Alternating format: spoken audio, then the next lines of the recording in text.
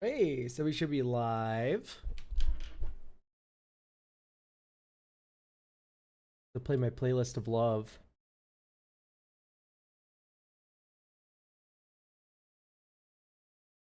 I got pinged my Discord.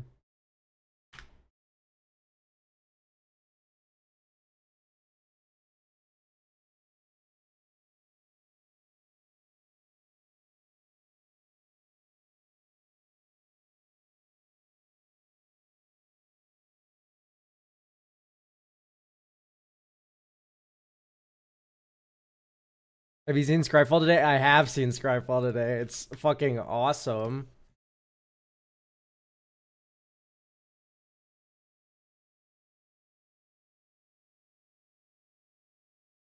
Trinket and Elk or Streak at the same time. I hate to break it to him, but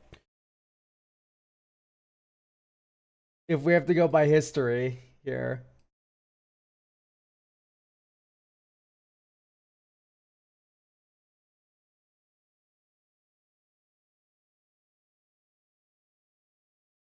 Hello.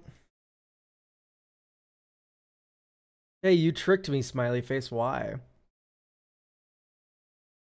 What's on the docket today? Well, today we're looking at, right now we're looking at Secret of Strixhaven. That's how we started earlier.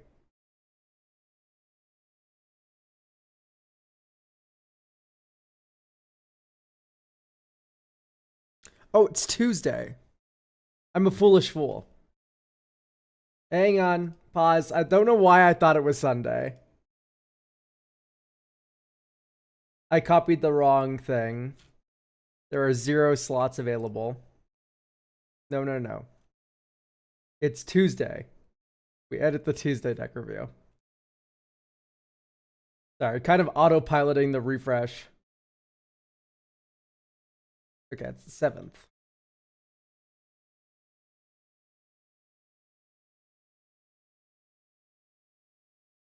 Share, copy. I'm live, edit. Copy.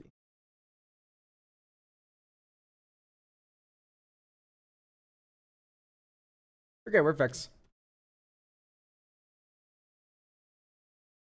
Yeah, Force of Will got reprinted. Anyway, Igonjo Dynastorian, 2 and a white. Whenever you attack with 2 or more creatures, this creature becomes prepared. Return all enchantment cards from your graveyard to the battlefield. Oh, that's fun. Cast Replenish. Okay, that makes sense. The ability to proxy these cards, by the way, is become so much funnier. We're just go like, yeah, I have an Igonjo in here. I'm just casting it as Replenish. Like, it's just Replenish.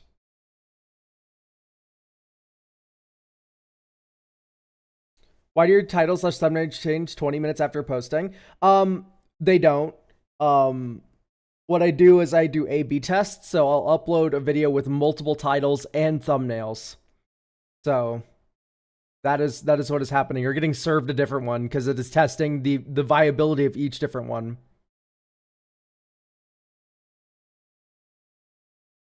Anyway, let's look at Professor Delian Fell. 2 black green. +2, you gain 3 life. You draw a card and lose 1 life. Destroy target creature. You gain an emblem with whenever you gain life, target opponent loses that much life. Okay. Like, that's not bad. Kind of cool. Pensive Professor. 1 blue, increment. Whenever you cast a spell, if the amount of mana we spent was greater than this creature's power toughness, you put a counter on it. I see. Whenever one or more counters are put on this creature, draw a card. That's busted. This card's so good. Cuboid Colony. Green-blue, flash, flying trample, increment. Okay, I see. So it's like Evolve, but for casting spells.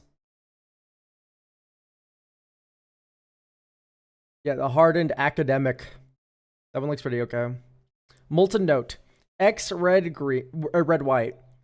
Molten Note deals damage to target creature equal to the amount of mana spent to cast the spell. Untap all creatures you control. Flashback 6 red white. Crazy. Okay.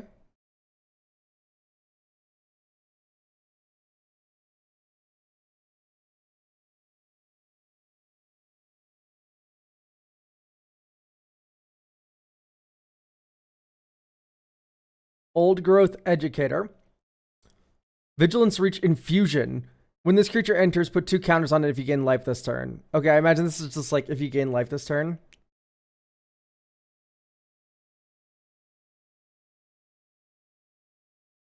Whenever you cast an instant or sorcery spell, target player mills 3 cards. If 5 or more mana is spent to cast that spell, that player mills 10 cards instead. That's so funny. Holy shit.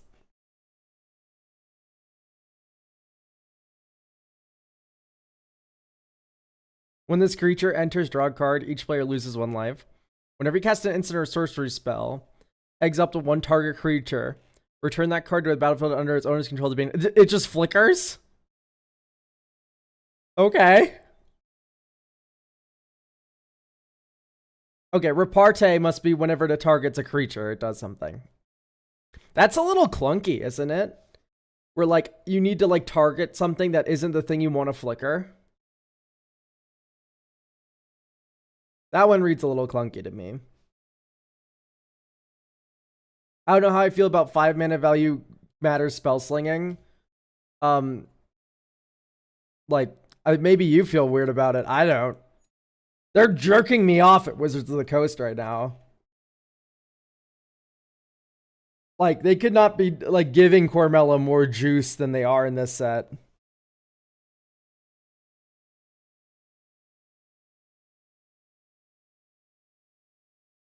So maybe you don't like 5 mana value or greater spell slinging, but I do. Also, a lot of these cards do have a fail case where they, like, when you cast an instant or sorcery spell, target player mills 3 cards. That's already a card. That is already okay in a lot of decks. If 5 or more mana was spent to cast that spell, mill 10 instead. Like, right? There's already, like, a floor these cards have. And then if you hit 5 or greater, you get something a little bit more juiced. This card is cracked. The improvisation capstone with Paradigm. Like, this is going in Carmella the millisecond it gets printed.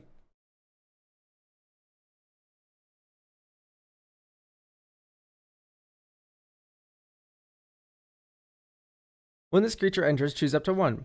Target creature becomes unprepared or prepared. That's so funny. Secret Rendezvous. Ah! They made the queers into a card.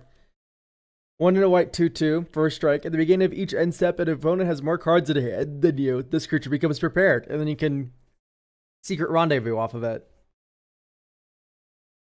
Lesbians are winning. Where the fuck is Ruby? Someone get her in here. It's like epic but good. Exactly. You get to copy it every turn.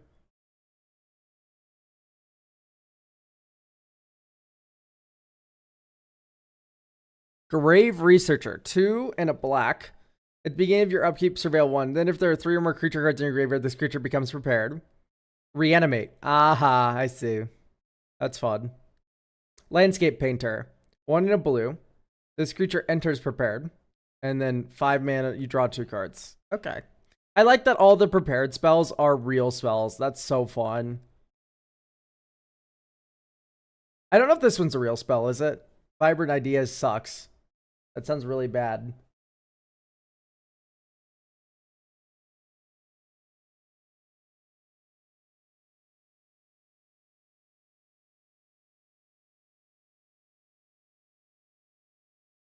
Umori Companion, yeah, true. You could Umori Companion all these creatures and still have spells. Procrastinate. Tap target creature, put twice X stun counters on it. That's so funny. Yeah, Vibrant Idea isn't a spell. So it only appears that the rares and mythics have real spells on them. Stress Stream. 3 blue red. Does 5 damage up to 1 target creature. Look at the top 2 cards of your library. Put one of those into your hand on the other on the bottom. That's a good removal spell. Probably for Opus, no? This one, yeah. This is also probably for Opus, yeah. Spirit Mascot. Red, white. Whenever one of our cards leave your graveyard, put a counter on this creature, sure. Whenever you gain life, put a plus a counter on this creature, sure. Whenever you cast an instant sorcery spell that targets a creature, this creature gains flying and surveil 1. Okay. Did you guys see this Rowl? By the way? This Rowl's so funny. The ult is insane.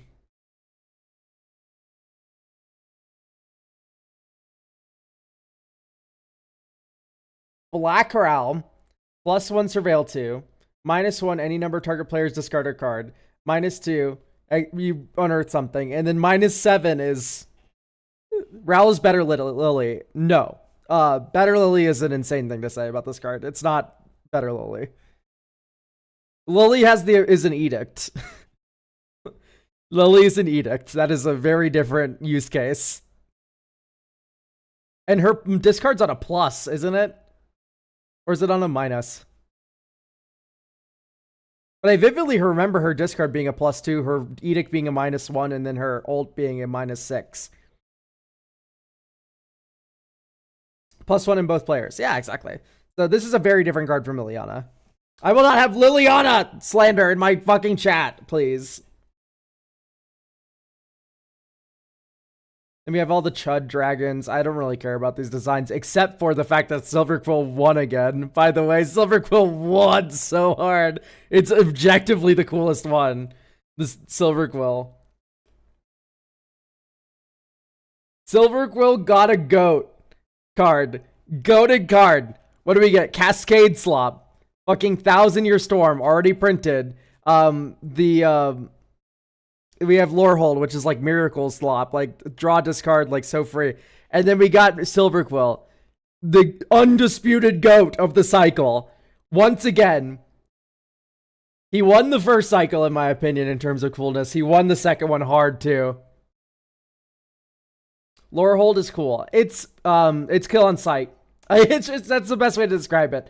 Lorehold is the most evil Magic the Gathering card, and you are going to be strangled to death like a Kalia player if you play it, right? Whereas Silver Quill, it has a twee charm that everyone can enjoy.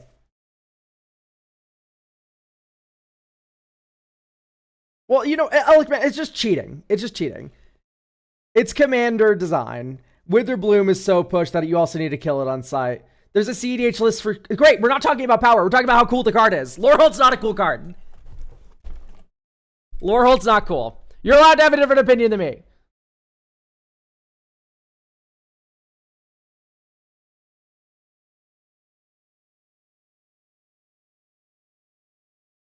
The other is one little converge action.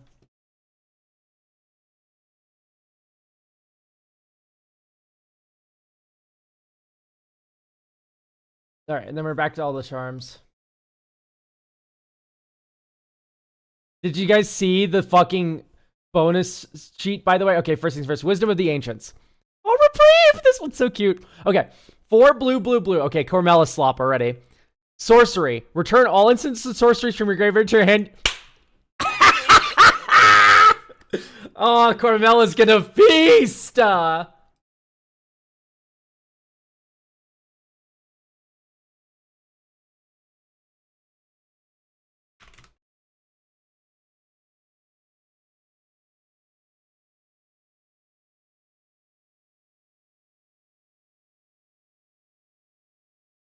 Cormella is eating forever. No problem. Thank you for coming up to me and saying hi and watching my videos and stuff. Okay, so Wisdom of the Ancients, Reprieve, Disdainful Stroke. Okay, these are the clunkers. Reprieve, Disdainful Stroke, Giant Growth. Force of Will Vamp is on the bonus sheet, which is kind of exciting. Smallpox, Subterranean Tremors. That's a cool Subterranean Tremors art. I like that one quite a bit. You're cuter in person. Kill this user. You don't just say that to someone. That's weird.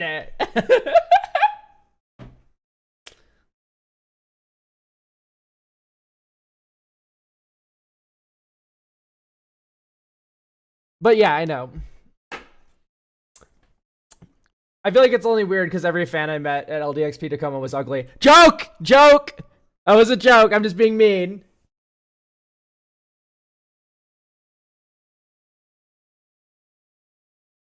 What?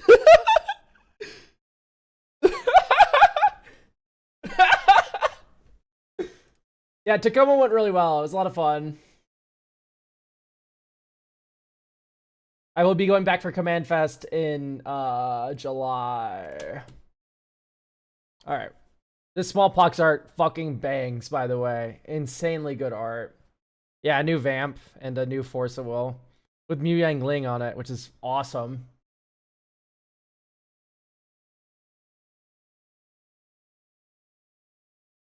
Okay, so we're gonna talk a little bit about a deck that I own that I'm gonna try building, and I want to get the vibe here.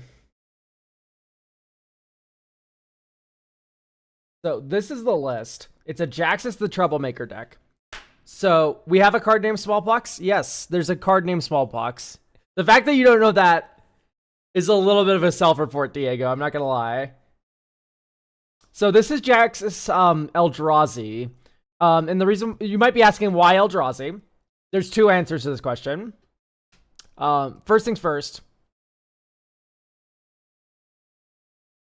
So we have Roxanne, Zerzoth, and in the retired folder, there's so the point I'm trying to make with Jaxis here is like I don't play this deck at all. I own it, I don't play it. I'm gonna take some pieces from this. I own this. I haven't been playing it recently. I'm gonna take pieces from this. I own this. I don't play it much anymore. I'm gonna take pieces of this. And then I'm gonna combine them into an unholy red abomination. So this is the gag with this deck. We're going to take the pieces from all those previous decks I just looked at and put them into one deck and just kill those three. So I can take all my favorite parts and then have a deck that I actually play with all the parts that I like of each of the previous decks. But yeah, we're running the 4-mana enchantment that gets a ton of colors mana. Is that Mana Echoes? I don't think Mana Echoes is... What is it called?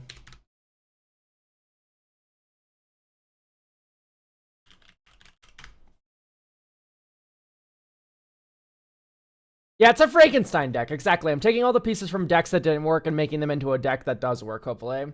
How much of your Simic deck can be scavenged by Jaxis? It's mostly the land space that supports Eldrazi. So, like, Planar Nexus, Urza's Tower, Urza's Cave, Eldrazi Temple. Some of the Eldrazi that I have in that list, in my Simic Eldrazi list, are getting put into this deck, right? So, the Kozilek's Command, right? So, there's a surprising amount. Grand Dynamo was in that deck. It's getting put into this deck now, right? Because all the colorless cards, basically, from that deck, that was Mana Echoes. Whenever a creature enters, add an amount of mana equal to... Yeah, let's share a creature type. That's the only issue with that. I don't like that share a creature type. So yeah, this is taking all the colorless lands from that deck and putting them here. So that's what's being scavenged by the Civic deck. So... I was already talking with Snail about this a little bit over LDXP Tacoma, so it's already a little bit better than where it started. But the gist is also Emrakul, the World Anew, has Madness Pay 6 colorless, and I love this card so much. And Jaxis is a discard outlet.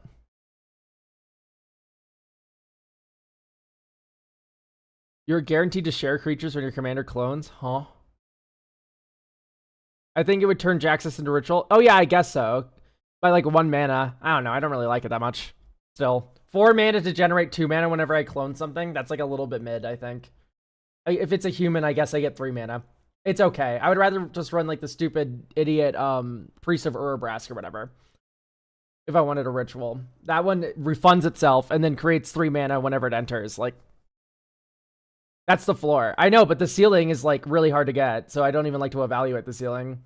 The floor is much lower on Priest of Urabrask if I wanted to run that instead. It's not, like, an impossible idea. It's also just one I don't really like.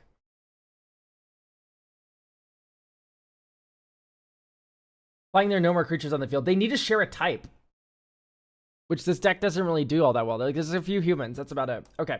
Anyway, moving past that suggestion. Once again, not a bad suggestion, just like not one I'm interested in pursuing. We have a deck that's mainly built around cheating out giant Eldrazi and giant monsters and also giant ETBs. I kind of like how the Eldrazi work with the Combustible Gear Hulk just because huge mana value lol. Fear of Burning Alive is around, which is very good.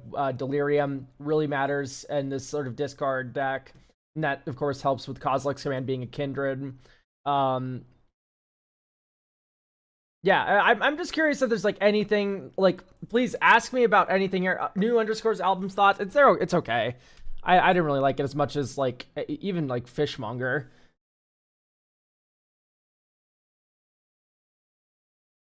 Yeah, the Gearhulk deck was awesome, but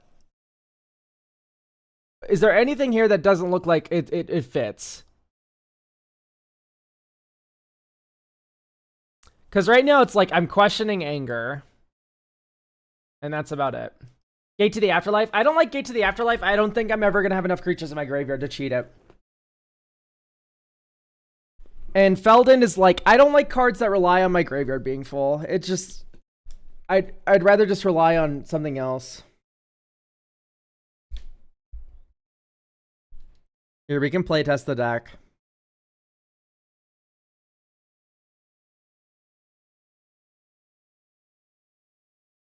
I'll link this deck, by the way, so you guys can still look at the 99 while I playtest here. Anger can be pitched to her ability, but yeah, it's likely the worst one. I agree. It's just like I'm not likely to have a mountain in play. Let's play Pinnacle Monk out.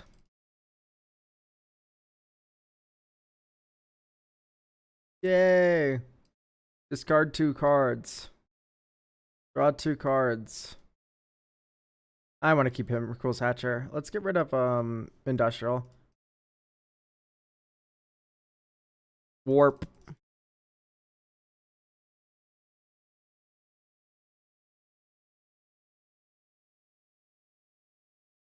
That feels good. 1, 2, 3, 4, 5. 1, 3 Eldrazi spawn. Jaxis. It's fun to see you at LDXP. Thank you so much for coming out and meeting us. No problem. Yes, I love meeting people for the most part. Do you have Cool But Rude? That card's ugly. I don't want to put turtle cards in my deck. Anger, yeah.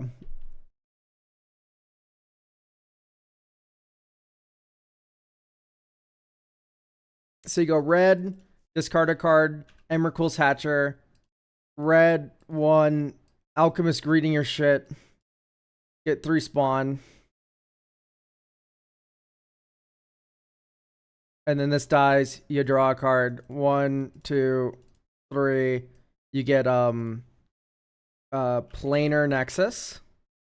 So now Urza's Tower's online.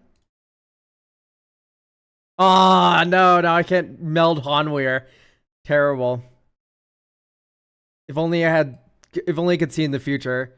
So that's 1, 2, 3, 4, 5, 6. Anti-causal. Red. Jaxis. Discard Bitter Reunion. Make a copy of Anti-causal. Okay, leaves.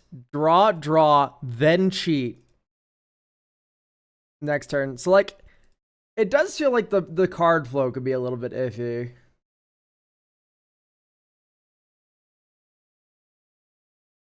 This one just has the Wombo in the hand. You go Planar Nexus, Urza's Tower, or Braid something. Red, 1, 2, 3. Commander. Like holy gas. Red, 1, 2, 1, 2, 3. Sulfim. Or we can even go Rapacious one here. Red, copy Rapacious one, discarding Myriad Landscape. Attack, make like a couple spawns. Dies, draw a card. 1, 2. Discard a mountain, draw 2. Next turn. There's Emrakul. Look, 1, 2, 3, 4, 5, 6. This is literally turn 6. Emrakul, the World Anew is active, which is so funny. Because you can go red, discard a card, Emrakul, make a copy of Rapacious one, 1, 2, 3, 4, 5, 6, madness it, sack Bitter Reunion. This all has haste, including the board I stole from you. Oh my god, make 10 spawns. 1, 2, 3, 4, 5, 6, 7, 8, 9, 10. Like, holy explosion. Like, this is what I want to do. This is really funny. Who's the main recruiter's card here? Squee? Yeah, so this is the gist. Imperial Recruiter gets Squee, and then now you can make a copy of Imperial Recruiter every turn, which can get Detective's Phoenix. It can get Fear of Missing Out, Anger, right? To give haste to everything when you discard it. It can sometimes get Pyrogoyf, but not frequently. But the gist is that like Pinnacle Monk is a very good engine, but the idea is that it's like just a card advantage engine, right? Wild Wasteland or Haunted Foyer effects, basically red Phyrexian arenas. I hate them. Because they're especially since they're all exile based, right? I exile a card, it's fucking Emrakul, I can't cast it, I lose. Bummer. Like, I don't like that they're exile based because this is a big mana value deck. This is big red.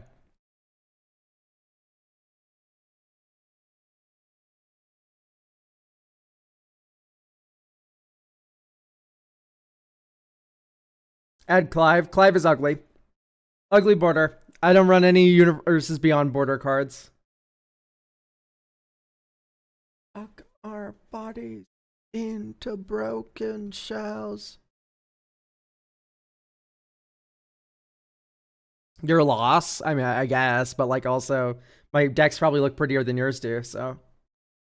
Take the L. Couple of considerations, although I've not done Sculpting Steel at all anymore.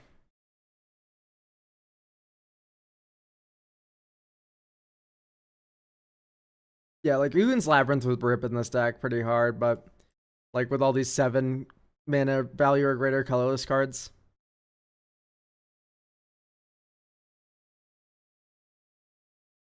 Anyway, we should probably look at some people's decks, huh?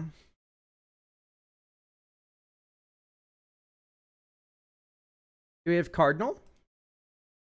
Wait, these are the Sunday deck reviews. My fault. We need to open Tuesday because I'm a fool.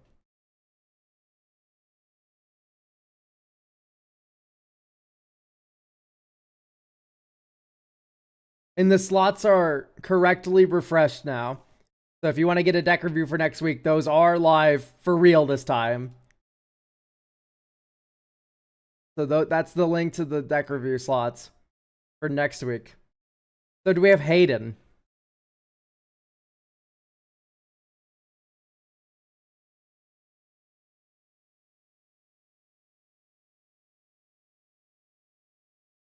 Your YouTube profile picture looks drunk. Okay, that's not too off character for me.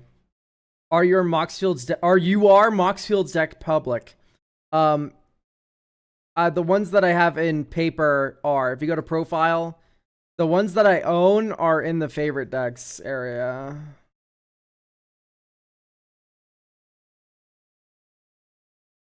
Like, I own all of these decks. That's why they're in the favorite zone.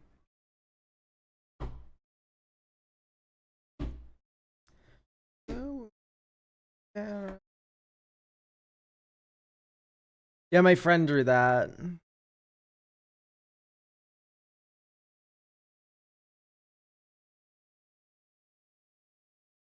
Past deck reviews I can't see sadly because they're always unlisted. Watch the YouTube VODs. There's always links to them. The reason why I enlist deck reviews is because people just assume that the decks are mine when they're unlisted.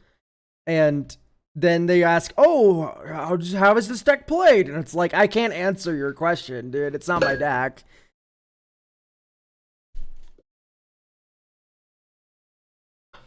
So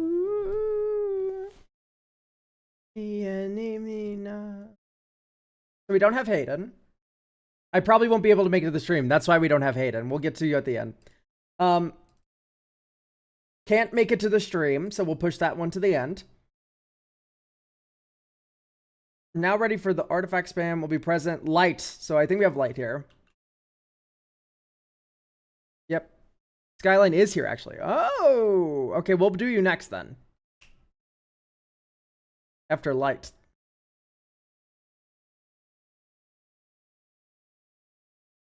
Oh! We have a... Is this another Ululek deck?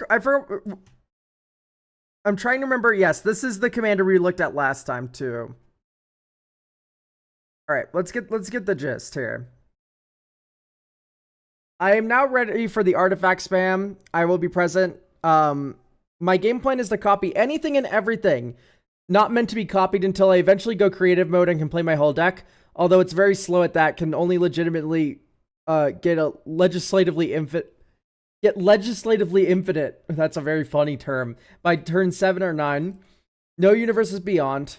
Unless, of course, it's not over the top. For example, I'm okay with you B cards that don't feature characters or a fucking hot dog. Understood. The deck is extremely slow, maniacally slow, and open to a lot of interaction to the point where I might as well be a box of glass cups labeled destroy. Okay. If there's any other funny artifact/tentacle combos I can employ, it would be awesome. All right. So let's duplicate this list. So we're focusing on speeding up the deck, so it sounds like. Just a little bit. Not like enough where it becomes bracket 4 or anything.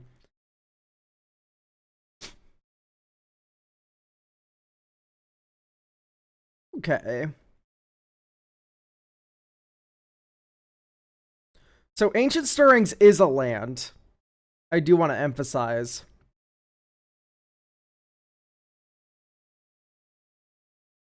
So I think out with Tyrant Sanctum is my first recommendation.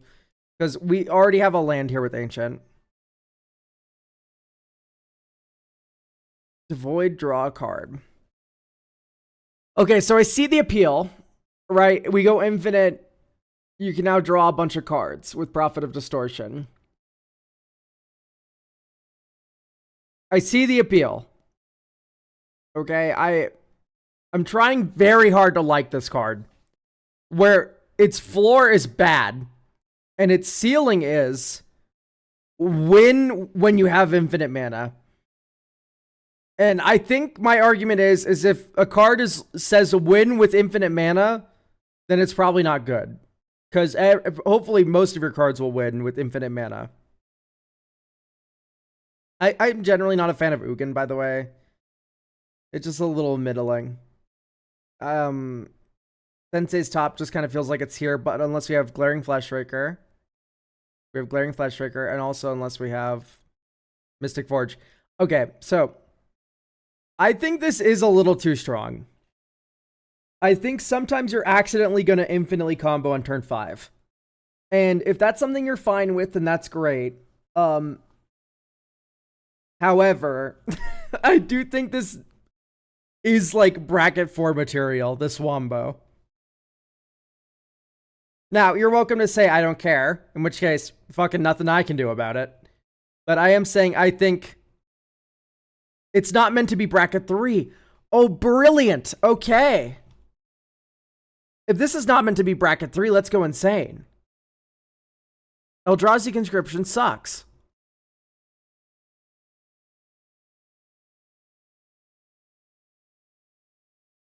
I might just do to your deck what I did to the last Ululek deck we looked at and make it Omniscience. Like Omni Show combo.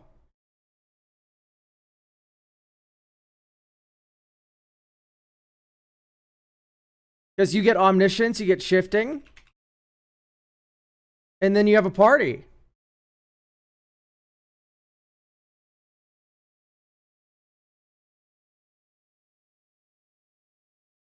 Like Spawn Game Commander sucks. Awful card. Writhing Chrysalis sucks. Endbringer sucks. These cards are too fair. Nice. Scryfall's exploding. Spawn and Writhing Chrysalis for infinite mana. Okay, you can keep Writhing.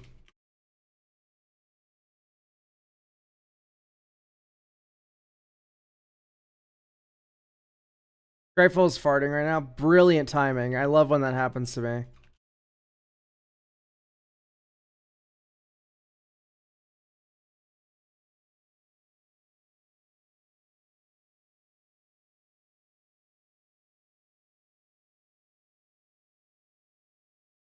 There we go.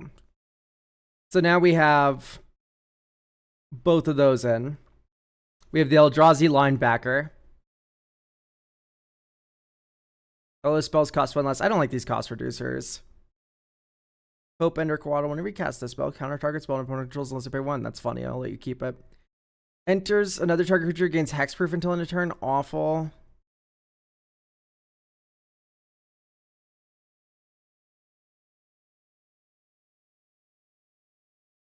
Okay.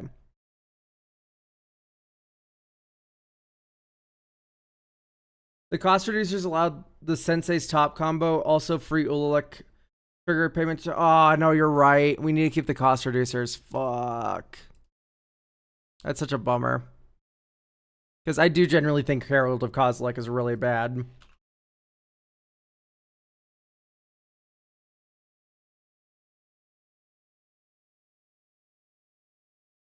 But like, also you need Glaring Flesh Trigger. Wait.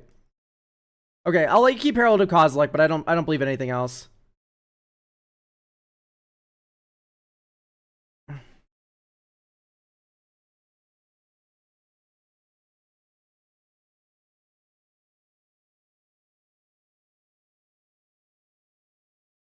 Okay, regardless, we're in Omniscience deck now. Entomb.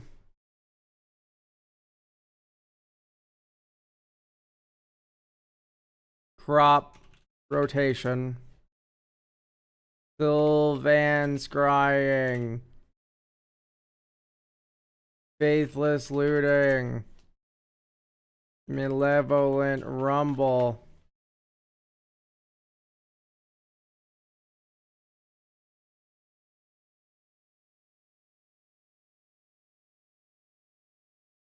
Please, for the love of God. Let me import these cards. Malevolent Rumble. Traverse the Ulvenwald. Oh my god, am I dumb? For why?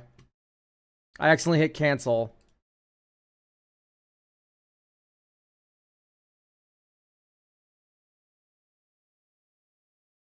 Oh, I did save. My fault. Banger cards. I see. I don't like holdout settlement. We're also not running Urza's Tower, Planar Nexus, which I think is wrong. This is just such an insane mana accelerant. 3-tree I don't like. Tectonic Edge I don't like. Hopefully we're comboing by then. Is it really hard to import Moxfield? Maybe I'm just an Architect shell. If you went on Architect right now, you'd be having the same exact issue. Oxalum. You'd be having the same exact issue. It's literally not. This is not even an Architect versus Moxfield thing. You would have the same issue in Architect because they both use Scryfall as their like database.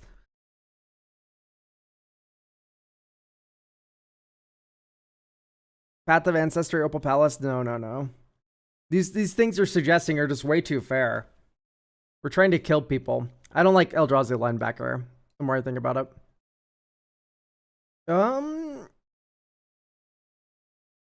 It's Sylvan Scrying's already in. Sowing Mycospawn's already in? No, it isn't. Sowing. Oh no, Sowing is.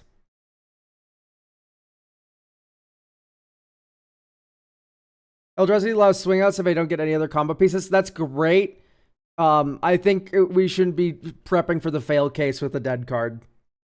I think your fail case is I cast Emrakul and try to kill you with her. That's the fail case. I also hate Crib Swap.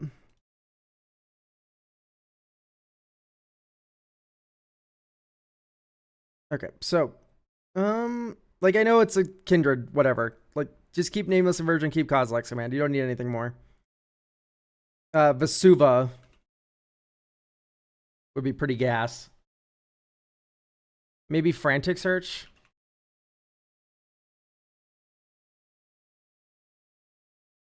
Out for Deadly Relic. I don't like Deadly Relic, really. Okay, this is super mega keepable. If we draw one land, we win. And our deck is mostly lands. House of Curiosity. 1, 2, blue. Insight Engine. And then you go dink, dink. Put a charge counter in this, draw a card. Dugan's Labyrinth. Exile all is dust. Next turn. Draw 2.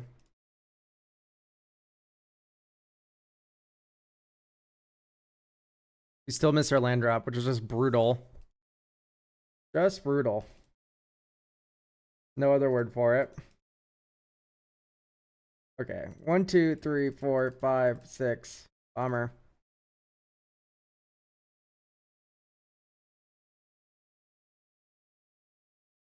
Secluded courtyard, soul ring. 1, 2, 3, 4, 5, 6.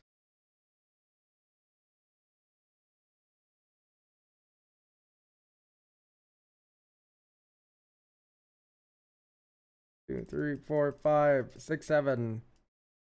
Ding. Chromatic orrery. Black entomb. Omniscience.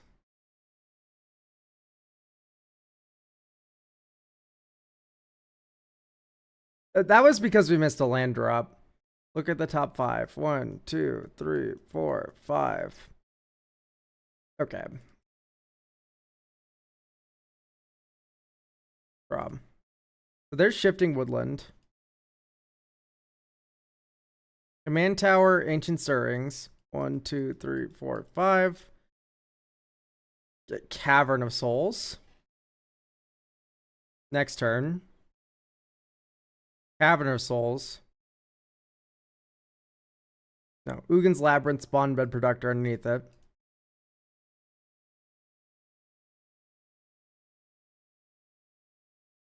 Assault.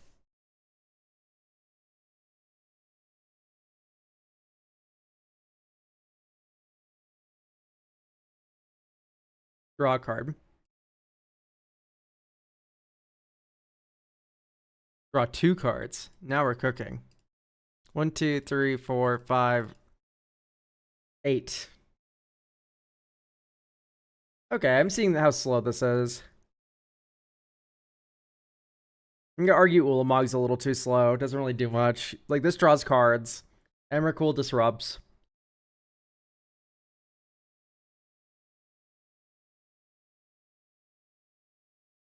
Honestly, like, if you want to go turbo fast, show and tell. It's a great method to do so.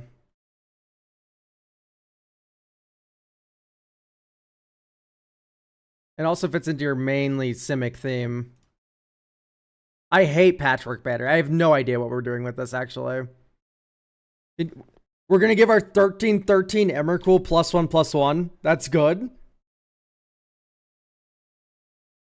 Does Dream Hall work with Eldrazi? No. They don't have a color.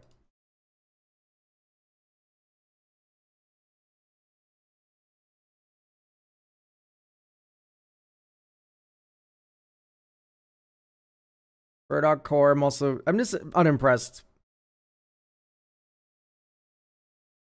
with anything that's like a 3 rock. Beginning of your upkeep. Search a library for an Eldrazi card, reveal, put in your hand, then shuffle. Like, that's good, but we have a land that does that. Okay, we freed up more slots. Let's do Occult Epiphany.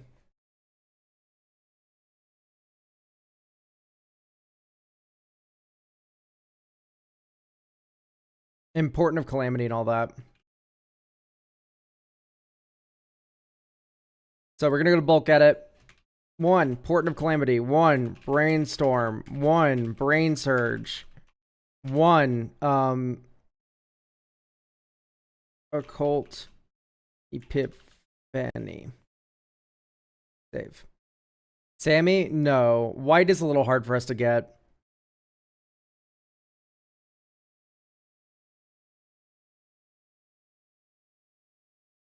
Yeah, this is keepable-ish. It's adjacent to keepable. Do we have Yavimaya? We don't. Yavimaya Cradle of Growth would be very good. And that's just for making your Sanctum of Ugin tap for mana. I think Mirror Pool's a bit expensive. But yeah, I like Yavimaya. Speaking of the devil. Crop rotation for shifting. Woodland.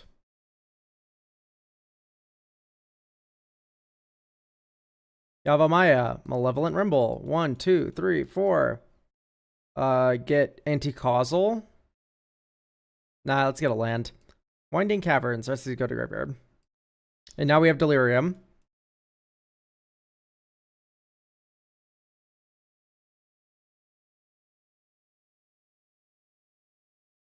The colorless, green. Or 1, 2. We'll elect.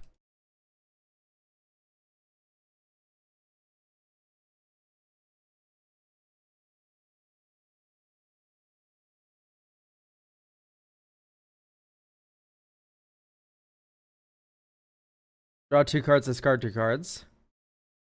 Okay, so here we're about to win. So let's go 1, 2. So we have Yavamaya, so this now taps for green. Black. Entomb. Omniscience. Green. 1, 2. Activate Shifting Woodland. Target Omniscience. You can now free cast spells.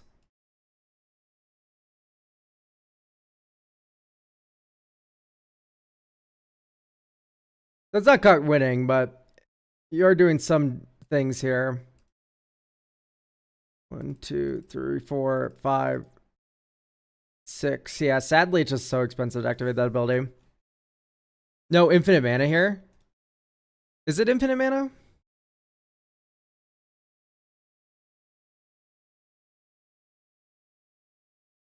You copy Writhing Chrysalis infinite. Or is it Basalt Monolith? Whenever you cast, no, it isn't. I'm confused. Because this makes 2 spawn. Oh, I see. Is it Forsaken Monument? That's whenever you tap a permanent. No. So it's infinite Writhing Chrysalis. Forsaken Monument plus Basalt. Oh, I see. I'm a fool. I'm a foolish fool. Well, it's okay because we also have infinite mana because we have Omniscience, and both of these do not do anything. Still. So it's not like we really missed out there. It's like either way, we didn't have a good enough card flow to utilize either mana ability. So I don't know if I like Spawn Bed Protector. That feels like a very slow card. You could have had Eldrazi Temple. What does Eldrazi Temple do? What? Could have had Trigger an Eye, gotten a flash card, and then went infinite with the Writhing. Trigger on the Eye. What was the 7? Because Trigger on the Eye. Trigger the Eye. What trigger? Point out the trigger. Off infinite mana. I see. So you get a flash card, and then you copy that indefinitely. And then what? You have infinite 2/3s? That's the joke?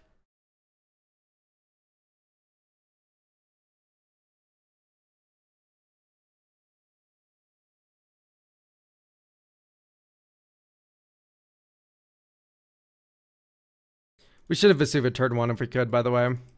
So turn 2, you go Planar Nexus into Fellwar Stone into Entomb Omniscience. But hopefully you see the Omniscience vision here. Where like literally this coming turn, you go 1 Crop Rot, Shifting. And you're like basically primed to use Omniscience very soon.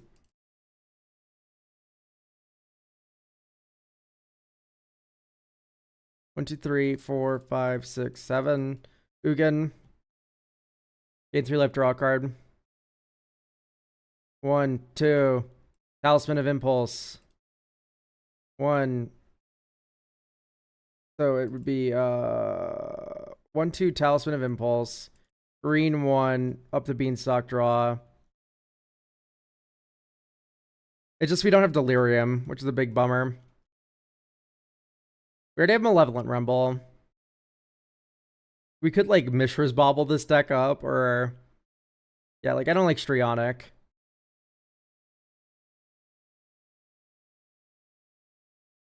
Inside Engine also might be a little too slow for my taste. Let's add Mishra's Bobble.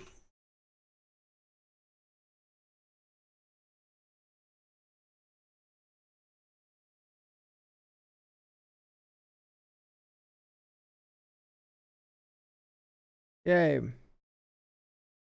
All right, we could have done we're going to turn 1, turn 2, Secluded Courtyard, Null Drifter, draw 2, discard, probably Eldrazi Monument,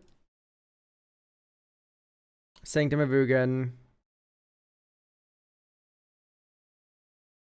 Now let's go Island, because you can go Occult Epiphany, XS1, draw, then discard, probably discarding Emrakul. You make a Spirit. Hooray.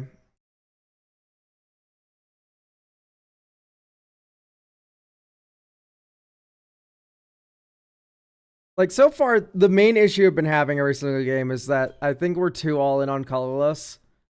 And, like, we need some amount of, like, fixing that's slightly better. So I'd recommend, like, maybe the deserts in place of some of the more niche colorless lands. Merchant Zone is good enough, actually. Yeah, like Inside Engine, when you have the One Ring in the same deck, it becomes glaringly obvious what the issue is. Yeah, Seagate Wreckage. When have you activated this light? Whenever you've like gone like, I wish I could crop rotation for a Seagate Wreckage right now? Never. Okay, great. I think Shrine's also a little too win more. Like, I think we're already there, so like, just don't worry about it. Reflecting Pool. Reflecting Pool is legitimately just not at all what I want. I'd rather have like Ipnu Rivulet. And the green one, Hashtep Oasis.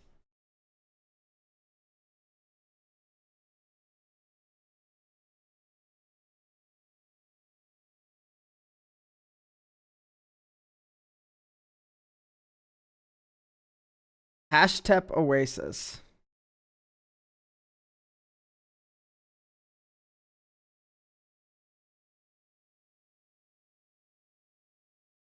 Hashatep. Is it Hashatep? That's not the name of the card. Why are you lying to me? It's Hashep. There's no T. Hashep. Hashatep? Like, what the fuck are you on?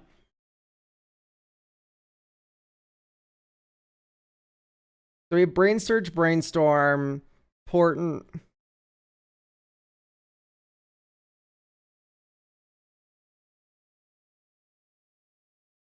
We could do like an Enlightened Tutor kind of thing.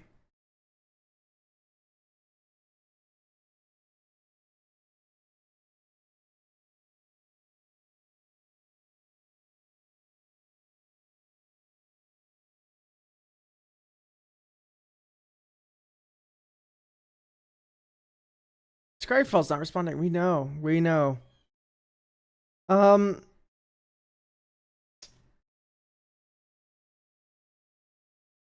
have no clue what else we should be adding to this deck, honestly. I had all the broken cards. We have Omniscience, hooray. We have ways to cheat Omniscience, hooray. I think maybe we could go for another mill engine. Roaming Throne? No, I hate that idea.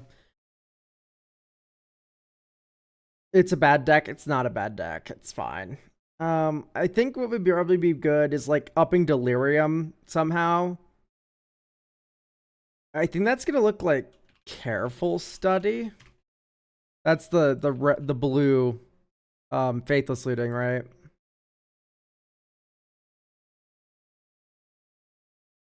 Yeah, it's the blue. Add a battle, Entomb. Entomb's already in. Adding a battle, no. Oh, you can do Unmarked Rave, though.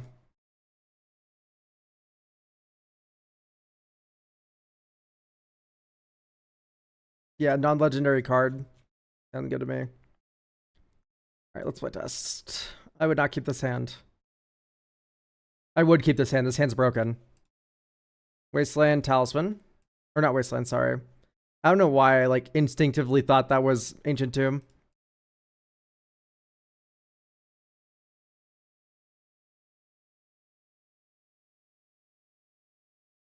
Glaring Fleshraker. 1, 2, 3, 4. The One Ring. Draw. Also make an Eldrazi spawn. Oh, look at that. Make an Eldrazi spawn. And then here you go. Draw 3. Or draw 2. 1, 2. 1, 2, 3, 4, 5, 6. Conduit of Ruin. Get Eldrazi spawn. Emrakul.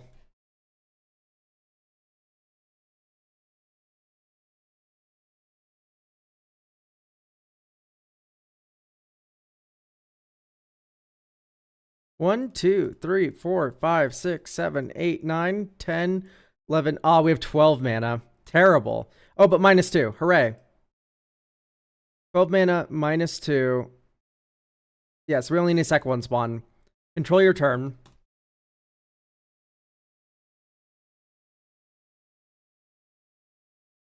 Also sack the Sanctum of Ugin. Kozilek. Yeah, Voltaic One Ring is something that we can do on someone's end step.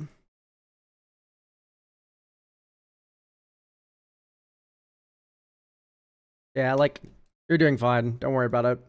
That's like not even a combo draw. And that's why I'm like super iffy about you running any card that's like, oh, that's for if we can't do the combo. It's like, if you can't do the combo, you have Eldrazi.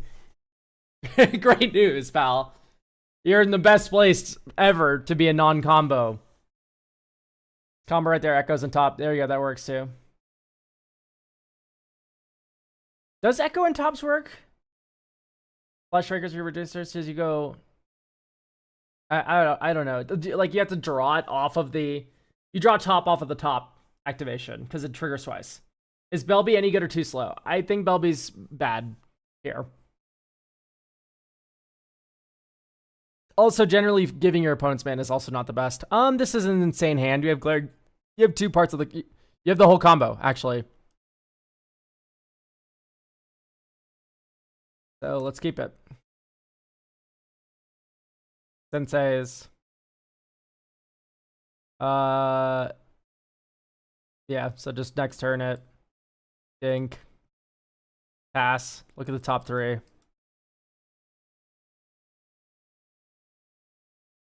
Next turn. Dink, dink, dink, dink. Dink. 1, 2, 3. Dink. Dink, dink.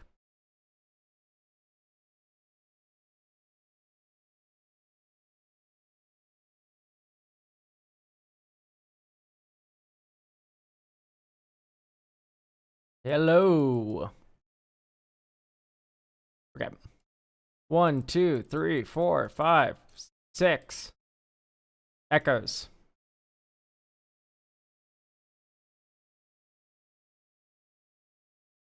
Yeah, and then here you win. Colorless 1, 2. Glaring Fleshraker. If a triggered ability of a colorless source triggers, that triggers additional time. Whenever you cast a colorless spell, copy it. I see. So we had to put the top on top before our last turn instead of drawing another land. And then you draw it for turn, go Glaring Fleshraker, Sensei's top, copy, add token, Eldrazi spawn, and then you go tap, draw, and then tap, draw, and then use the spawn. This is infinite.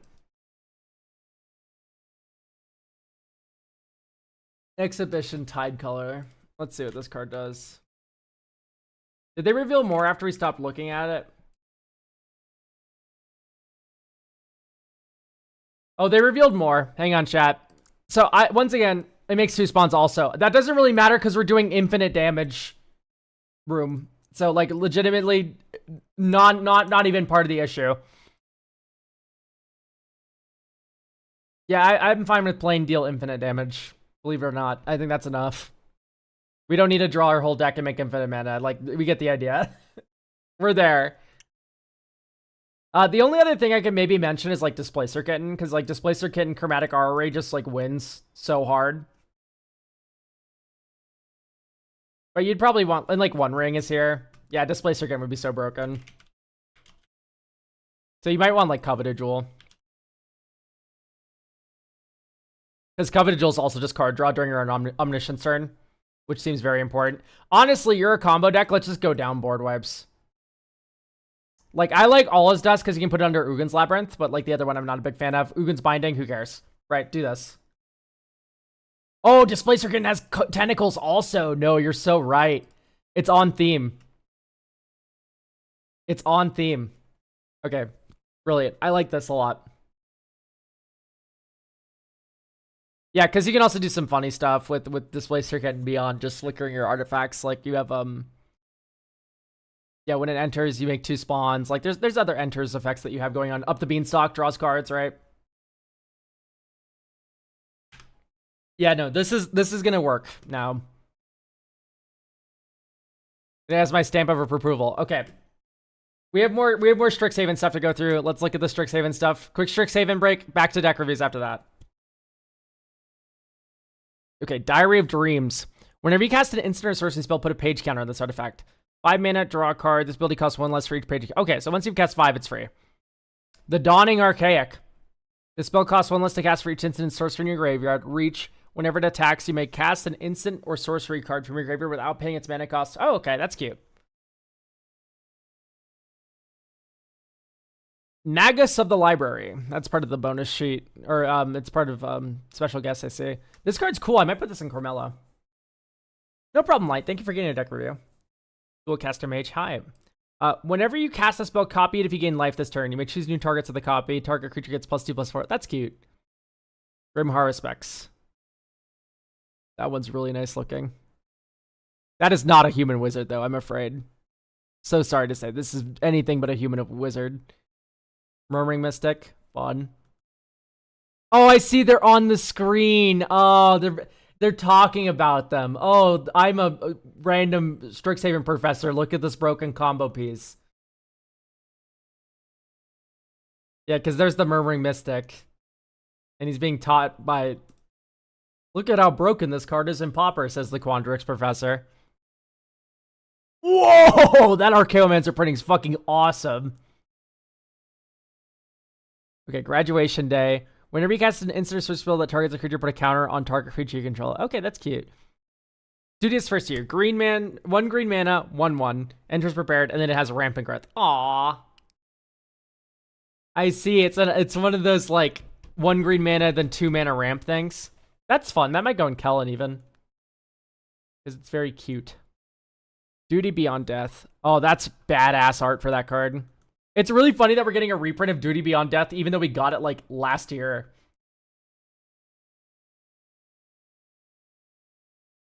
Deduce. Withering Curse! 1 black. It's not a curse, by the way. Fucking awful. 1 black. All creatures get -2/-2 until end of turn. If you gained life this turn, destroy all creatures instead. Whoa! That's so cool! Wait, that's awesome. That might go in my tier to Giant Cube, where Orzhov life gains a theme. Okay, Increment Frog Druid here. When you cast one or more +1/+1 counters, whenever one or more plus... Okay, you add 1 mana of any color. That seems insane. X tap, create a 0/0 blue, green and blue fractal creature token and put X +1/+1 counters on it. Okay. This shit seems broken as fuck.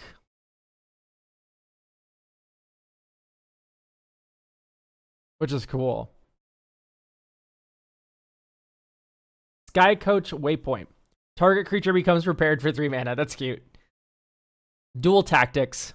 Does 1 damage to target creature can't block this turn. You can flash it back for 1 in red. So really bad Lava Dart. Tam. Landfall. Whenever a land enters, it becomes prepared. Deep Sight. Green, blue. Draw a card, gain 1 life. Okay, so it's really bad Titania. Like, horrific Titania. Or not Titania, sorry, you know what I mean. Tatiova. Tatiova is what I meant. Dinar, Unfinished Genius. That makes it sound like he's like... Never mind, I'm not gonna finish that sentence, but Unfinished Genius does not sound like an epithet you want. You're a little half-baked, pal. Blue-red for a 0/4. Enters prepared. Tap, create a treasure token. Activate only if you can cast an instant sorcery this turn. Search your library for an instant sorcery card, reveal it, put it in your hand, then shuffle. I love tutors. So, great news. You get some sort of, like, repeatable flicker card. Oh, wait. No, this is kind of badass. Carol history buff. Whenever one or more cards leave your graveyard, Carol becomes prepared. Pack a punch. Mill a card, put 2 counters on a creature against trample until end of turn. This seems very boring. I see. Alright. Luluan. 2 black green. Enters prepared. Exile creature card from your graveyard. Becomes prepared. That seems badass. Pest friend, create a pest. Okay. Okay, wait. This seems really good. You mean you get to... Okay, you get to trigger all your leaves the graveyard stuff. And then also... It prepares. So wait, it's basically 1 green or 1 black, exile a creature card from your graveyard, make a pest, which seems very good. Yeah, Insidious Roots, like, yeah, that's really good. Abigail, or Poet Laureate. 1 white black, flying whenever you cast a creature spell becomes prepared, puts a counter on a creature. Sure, that triggers all of your stupid repartee stuff. Okay, we're all caught up. Someone asked about a specific card here. And I cannot for the life of me remember what it was, because there's a bunch of new shit that I didn't see before.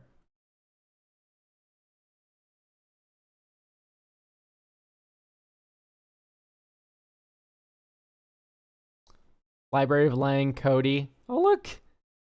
There's Cody.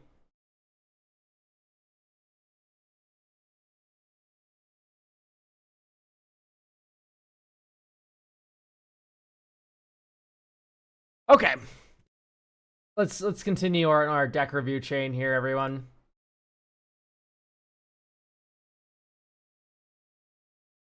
So we do have Skyline, to be clear. Skyline, you're still here, right?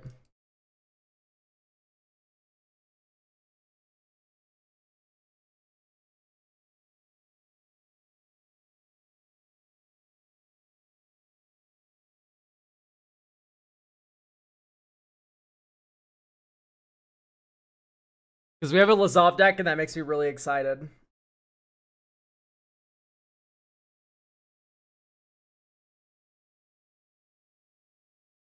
Oh, I'm here. Okay, great. Hi, Skyline.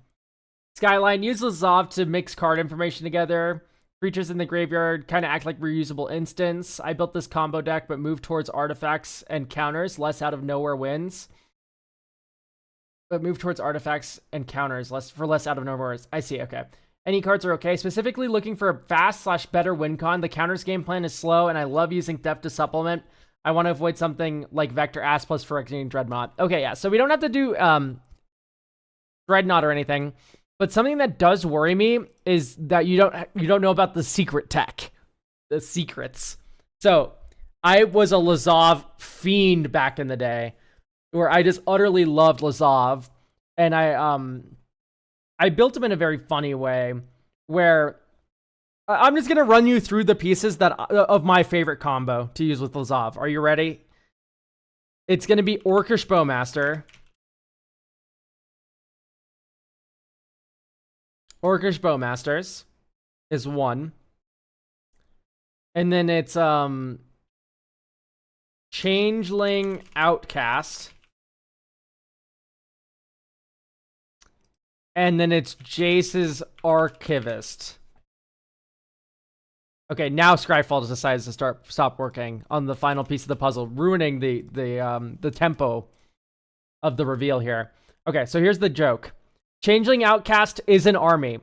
So what you can do with all 3 of these cards that I just added in your graveyard is you can go activate Jace's Archivist, aka Lazav, turn it into, with Lazav, Orcish Bowmaster, 21 or so, like, triggers on it. Those are on the stack.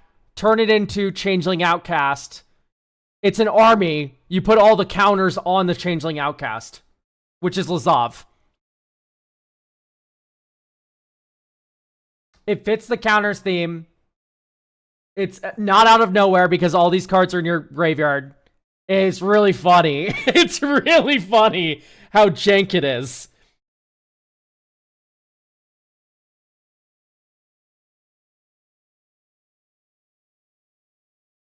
So, to extend this a little bit, like this, the consistency of this, Buried Alive kind of does just get all three into your graveyard immediately.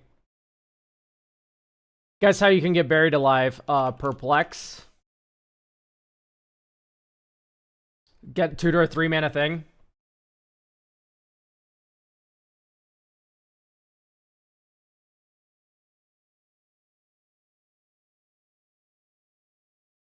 Ring Sight is really bad. Ring Sight turns Swords to Plowshares into Counterspell.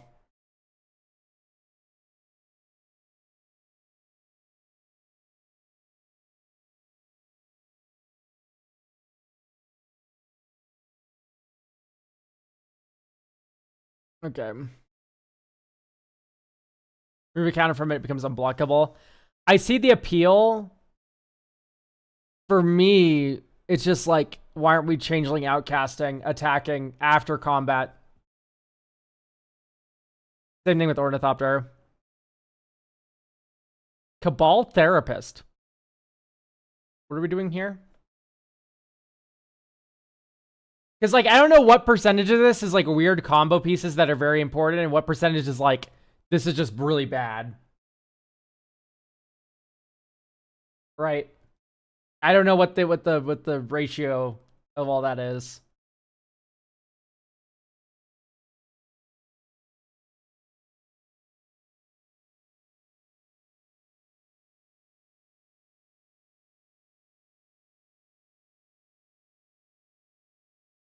Like, I don't think I like Scare Tiller.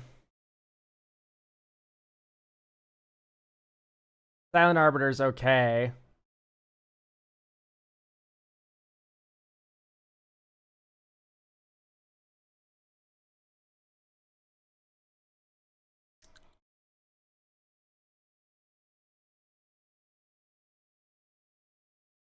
Any spell or ability for the first time each turn. I see. I don't think that messes you up in any way, but it is something to think about. The exchange control target non permanent control target permanent control. Okay. I don't know. I'm just very much questioning any one of these additions that you have. They all seem very weird. And not like weird good. Like weird bad. I promise it all kind of works together. Lazov does kind of have like a habit of working out, but like I'm just not a fan of most of these cards that I'm seeing here. When we could be running some like bangers. In fact, I still might have the Lazov deck in my considering. Yeah, seriously, for real considering. Lazov. So, like, this is, like, the basis of it. Like, Virtus the Veiled is a fun card to have kicking around. That is another combo you could run, is Virtus the Veiled plus, like, a, the idiot card. Do you mind linking? No problem at all. Absolutely. So, like, that is a thought where you go, like, Virtus the Veiled, Unstoppable Slasher, plus, the 4-mana Bloodletter.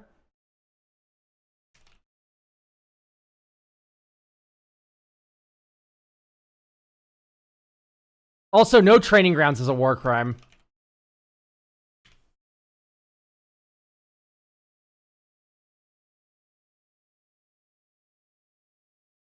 So, like, Bloodletter of Aclazotz is double life loss during the turn. And then you do, Slasher. And what I like about Slasher is it's also kind of like protection. Right, Unstoppable Slasher can protect Lazov if you pay 3 mana into it, and then Lazov comes back with 3 stun counters on him, but at least he's still around. Maybe some Mass Reanimate like Rise of the Dark Realm since you're so creature heavy. We want the creatures in the graveyard for Lazov. That sucks. Like, that is just so bad.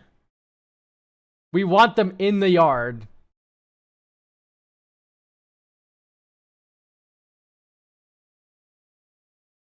Viscerate is insane. Bouncer, sure.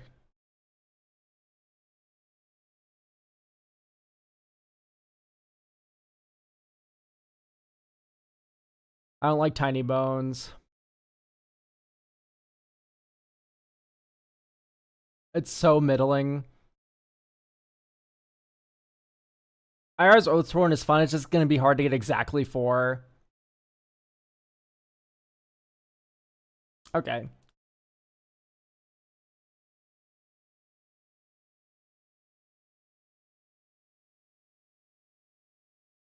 Yeah, so I think Psychic Frog. Ethereum Terramander, easy 4. So let me get this straight. We get Ethereum Terramander, we evolve it, and then we turn it into IR's Oathsworn, and then we have 4 counters, so it tutors. Except we need some way to remove a counter till that way it goes back down to 3, we hit someone, and then it goes back up to 4. This sounds awful. That just sounds bad.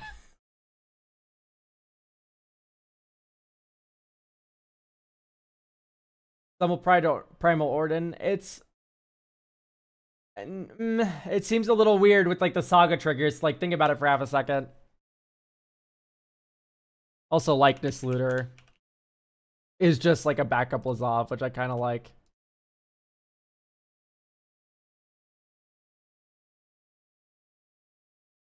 Maybe that one board site that gets you Power Stones. I could see that a little bit. That's a cute idea for certain. Okay, I don't think we're getting any more of those today. I like adding Heartless Act to this kind of deck because we have the Slasher now. So being able to remove the stun counters from the Heartless Slasher is a little funny. And Frantic Search is probably just a shoe-in, right? All right, let's play test it out, see what is good, what's bad. I don't mind the lower land count.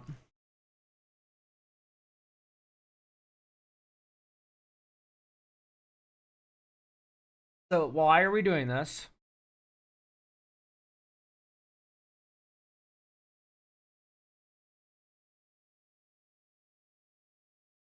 Anna. Okay, I guess. It just seems very bad. Whoops. You go Island, Soul Ring. Tap land. Icyore. Bolt this in. Black, blue, Lazav. Or black, blue, 1. Jace's Archivist. Next turn. Here you go. Blue, black. Lazav the Multifarious. Scorched Ruins. Stack. Oh, wait, no, because you can't. You need to. Okay, yeah, no, I hate this. I hate everything about this. I'm sorry. I just can't do it. This is awful. This is really bad. Really bad. I tried to believe, and it did not work out. Very clunky and awkward. I don't even know if I like the Underworld Cookbook here. Okay. So let's add some lands to the deck.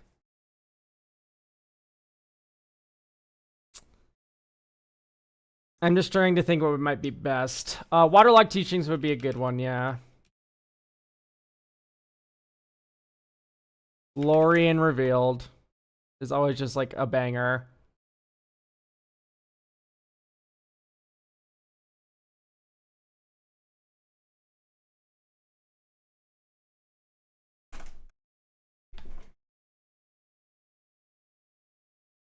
Maybe do the Cypher Wheel.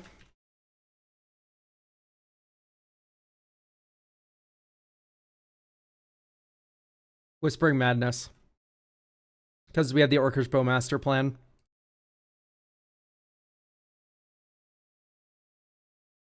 So drop. Swamp. Next turn. Island 1-2. Lazav. Surveil 1. graveyard. Next turn. Vault of Whispers. Black Changeling Outcast. 1/2. Orcish Bowmasters ping the Changeling Outcast. Make a army.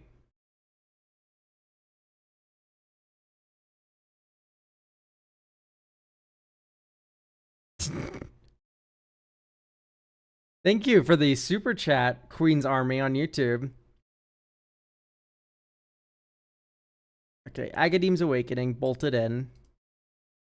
So we have Changeling Outcast and Cryptic Trilobite.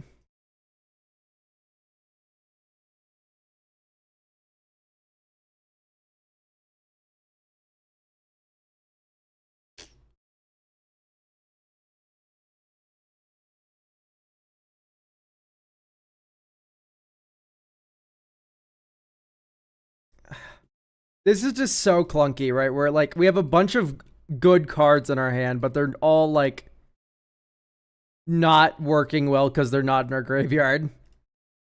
So let's add Occult Epiphany, one of my favorite ways to discard a massive amount of cards. We already have Frantic.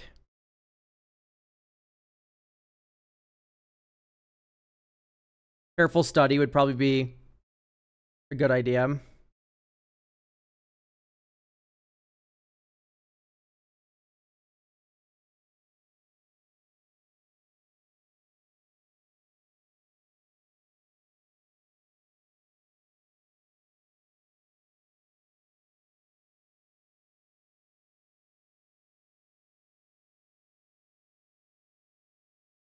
Malaran's really funny. I never thought about Malaran for this deck, and that's like just so insanely hilarious.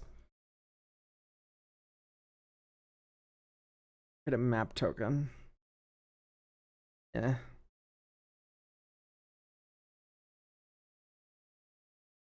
Malcolm, We're keeping this hand. Cause this is just insane. Pass. Orcish Bowmaster.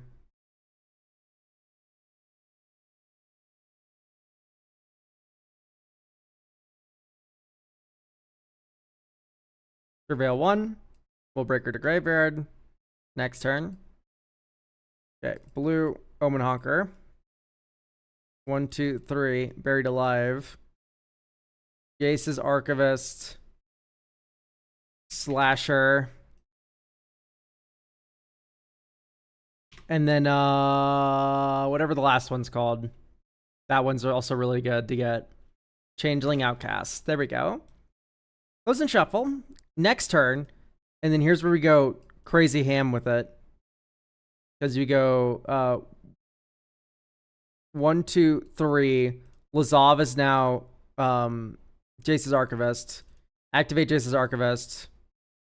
It's now Orcish Bowmaster.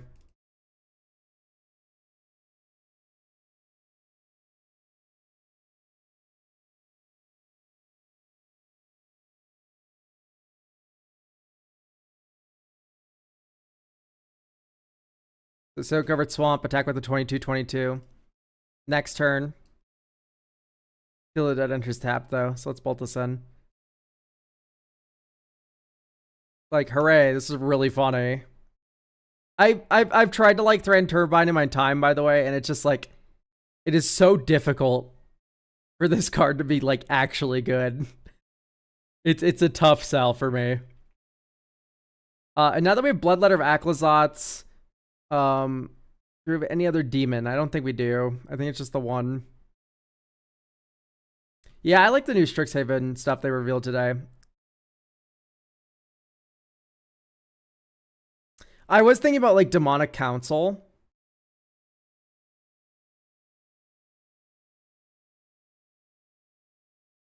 What? Huh?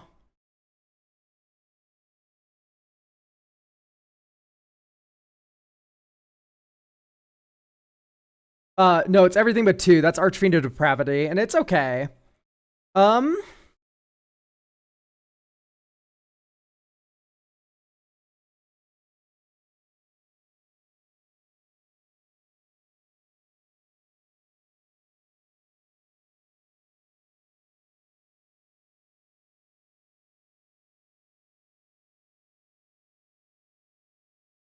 Yeah, no, that's my exact take, Crank, because I think Silver Quill is just like the winner of the cycle in terms of how cool it is versus the other ones.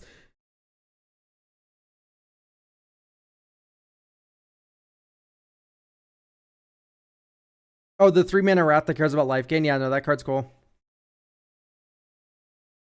Can I be honest? I don't really think I like Field of the Dead in your deck. It just kind of feels like it's here.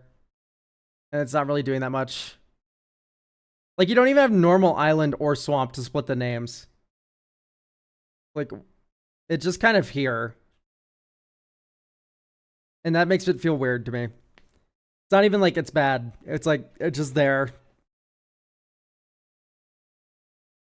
Let's do, like, Urza's Saga.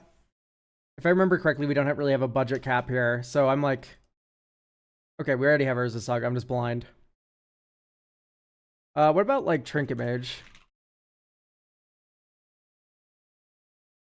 Because that can grab anything here, including the Enigma Jewel, which is kind of nice. So if you already have Soul Ring out, then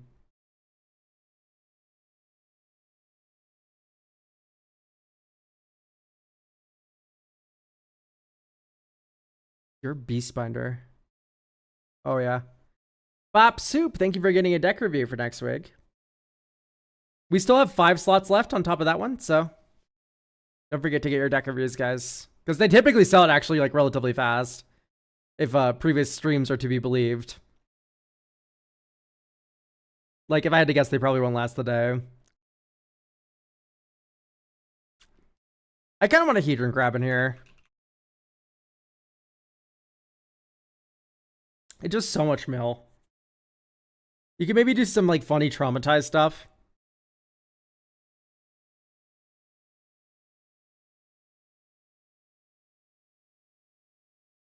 It just sucks that traumatize is a sorcery and not like an instant.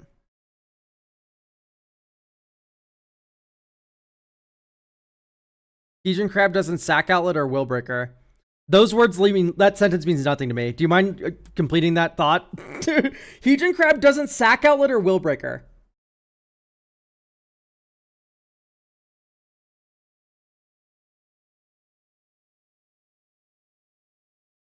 I literally just don't even know what you mean. I'm so sorry. I'm trying very hard.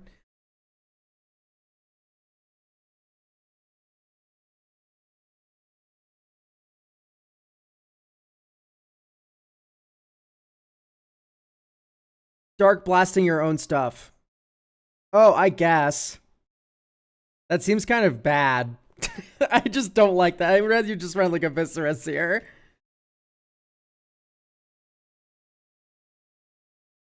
Viscera here, or even better, the one that surveils, Umbral Collar.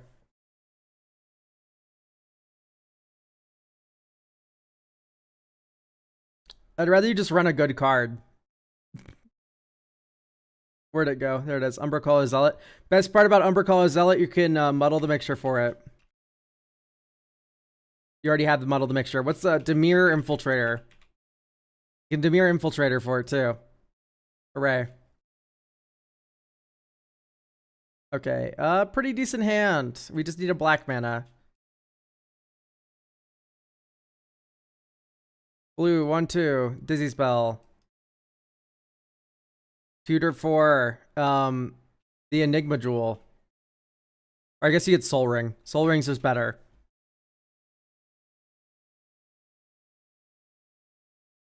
Okay,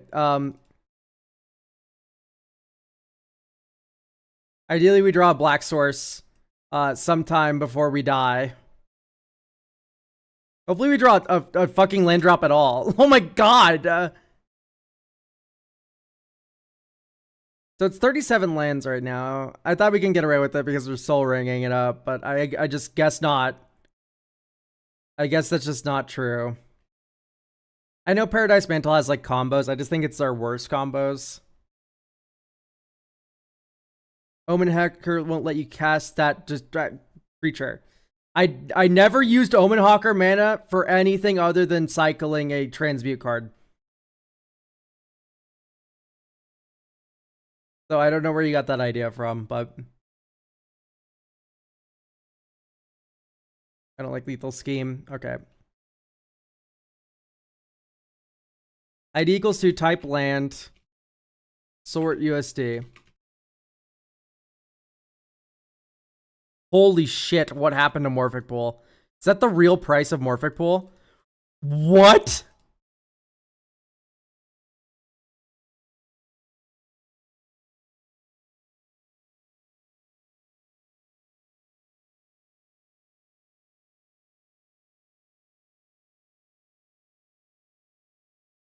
That's insanity. Draw. Watery Grave. Or Teleria West. Shotgun Watery Grave. Here's Likeness Looter.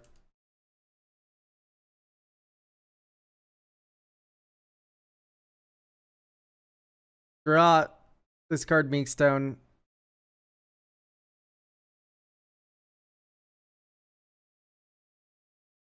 Perplex for what's her face?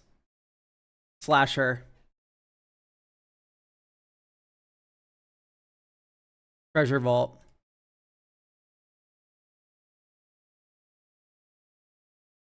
Draw 3, discard 3. 1, 2, 3. Discard. 1, 2, 3. We only discarded creatures. We only get a spirit, but next turn.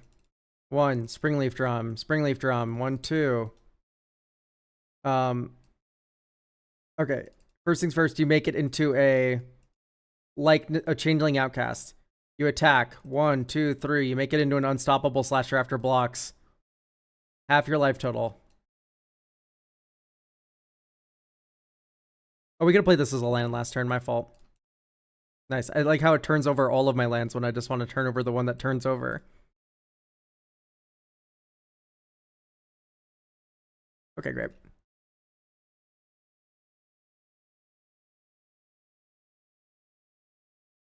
One, 2, 3. They go 1. It's a changeling outcast now. 1, 2, 3. Yeah, sadly, just don't have the mana to make it a idiot. So you go 1, make it into an outcast. Sack this land to Lake of the Dead. Oh, it just comes in untapped. That's pretty good. Tap, sack a swamp. So you go, that's 5 mana floating. Goes, we need to attack with it. And then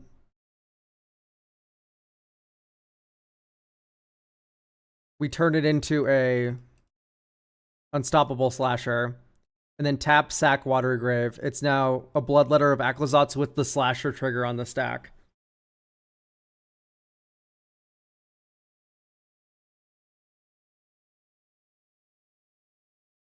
So like that's a kill.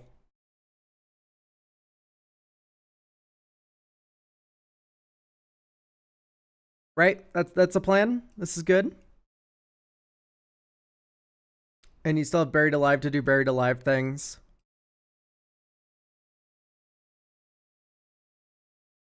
Okay. Are there more damage doublers? Yeah, there's like Wound Reflection and stuff, but Bloodletter's it. Like, Bloodletter's your best one. If you want to get it more consistently, would be talking about probably adding more Entombs instead of like looking at more different damage doublers, right?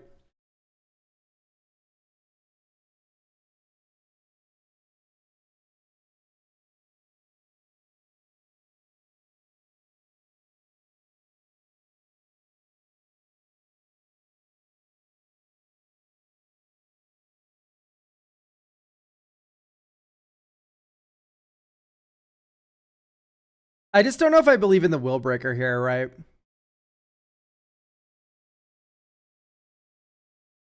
Like, maybe if we had like a Walking Ballista, Necrotic Ooze kind of thing going on.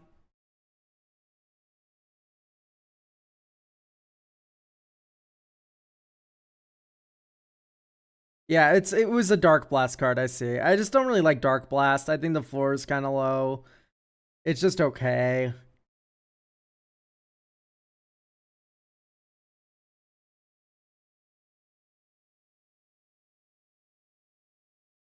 I don't like the Beast Binder.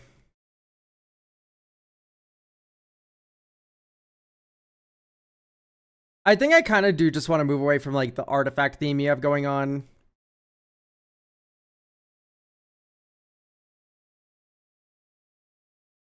Go up like Virtus the Veiled. Unmarked Grave.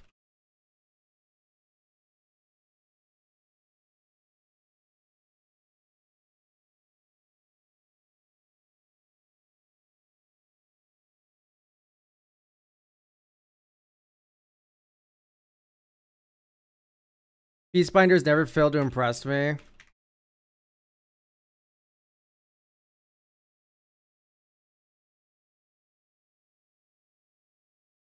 I guess it's okay. It's just like a 2-mana Saboteur is like, it's a lot.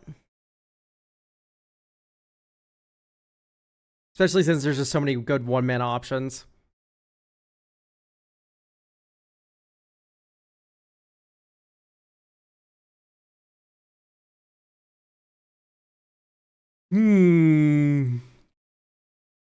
Like, for 1-mana value, Saboteurs.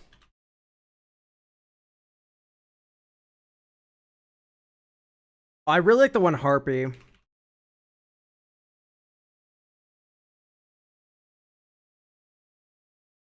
MV equals 1 type Harpy. Oh, bestow. I like Hypnotic Siren. There we go. It's a flyer for 1 mana. Lazav likes that. Late game, we're struggling to do anything. We have a lot of mana kicking around. You can bestow it onto an opposing creature and just yoink it. I like both of those modes quite a bit.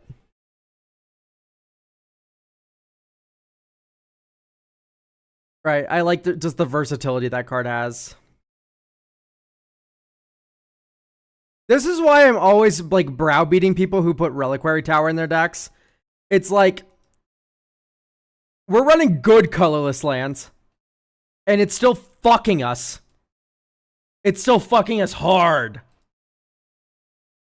Right? Academy Ruins can come out now.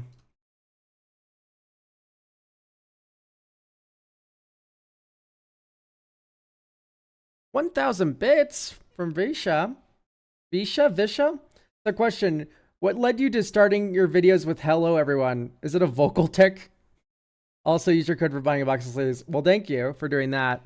But secondly, no, it's not like a vocal tick or anything. It's just like a, I don't know. I needed something attention grabbing.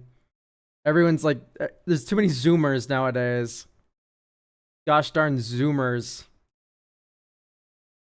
How many colorless lands is this deck at? 1, 2, 3, 4. What was that, 5? Hello, everybody. My name is Markiplier. Like, come on. Like, that's just like something you talk about. It's become a bit of a brand at this point. I don't know. It's like, why wouldn't you have something that makes you stand out? Top. We need a land. Turn over. 1, 2, 3. Trinket Mage. Go retrieve. Soul Ring. Soul Ring. X is 0. Undercity Sewers. Surveil 1. Graveyard. Black, blue, 1, 2. Whispering Madness. Put it on the stupid Changeling Outcast. Then we draw 4. Attack. Draw 4. Like, look at how good that was. And we have Orcish Bowmasters for next turn. Like, that's obscene.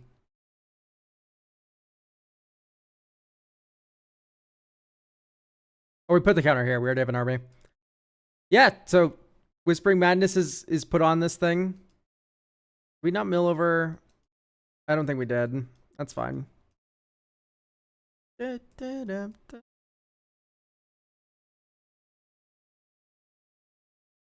Okay, so blue Enigma Jewel. Attack with Changeling Outcast, get the Whispering Madness and the Orcish Bowmaster triggers. Like, come on. There's too many Zoomers nowadays. Aren't you 23? Yeah, I'm 23. That's slightly more than a Zoomer, I think.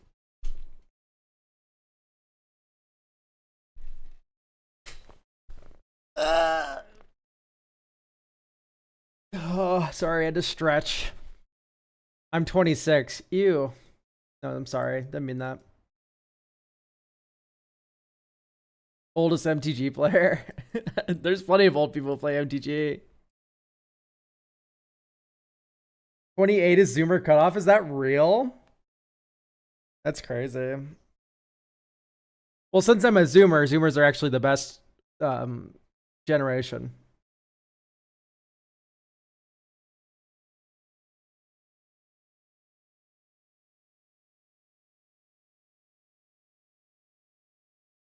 All right. Yeah, I'm vibing with this a lot more now. It's like actually doing things. I like the Whispering Madness, like filling up the graveyard, and then also working with the Orcish Bowmasters we added, and then also working with the unblockability, and then also like this all works out. Oh, because the same age as my younger brother. Yeah, you know. Guess your younger brother's awesome.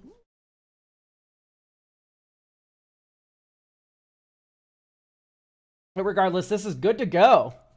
We have added the funny Lazov, Orcish Bowmaster combo, and etc. Hopefully it serves you well.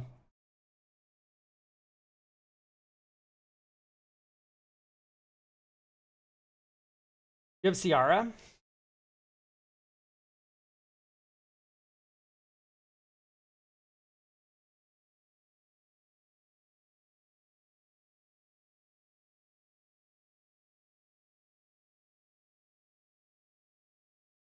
Because if not, I'll just push this one to the back.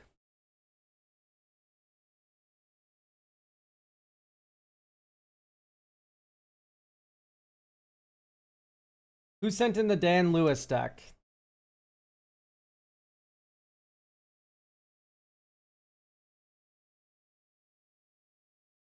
Me. All right, great.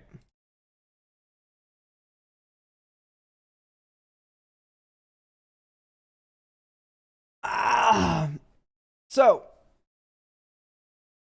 hey, Mr. 33. I've been I've been trying to work on this Dan Lewis list. No listeds in it this time. Don't worry. Thank God. I just don't know how to build this and make it work, and it has devolved into a lot of universes beyond Slop. Can you assist me to clean up this list and make it work? I have made into a go-wide aggro list that focuses on weaponizing clues for weapons to kill with bombs like the 4th Doctor or Ivor Battle Ready, killing the whole table in one hit, but it seems really, really bad. I have no ideal budget or bracket, and I might not be there, so feel free to do it without, but you're here, so it doesn't matter. Okay, great. UB is okay, but in universe is preferred. All right, so let's go more duplicate. So if I remember correctly, Dan Lewis makes everything into equipment.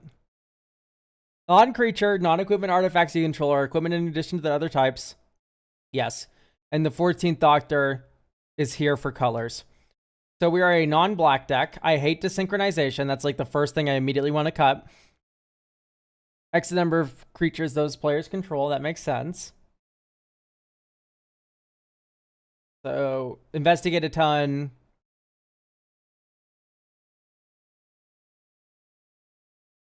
Bludgeon Brawl. Why are we running a card that does exactly what our 2-mana commander does? Like, I guess redundancy if your commander's infinite mana, but if you're there, it's like I just don't know if I believe in all this stuff that like makes things like this is requires our opponent to play along practically.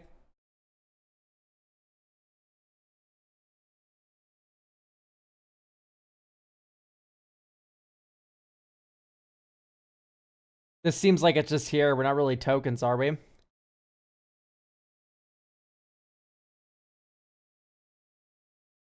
Sure.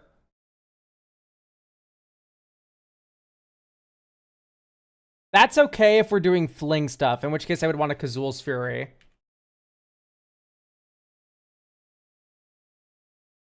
So here's Kazul's Fury. Sack a creature, flings. Like, if we want to do this, let's do that. +1/+1 for each equipment, sure. It's each, yeah, for each equipment attached to it. Beautiful, perfect. All right.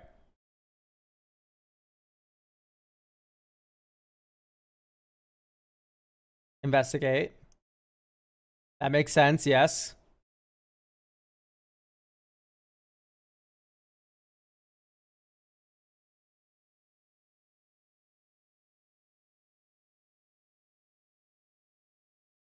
Agreed, you gain your choice of first strike or vigilance until end of turn. If it's equipped, it gets both.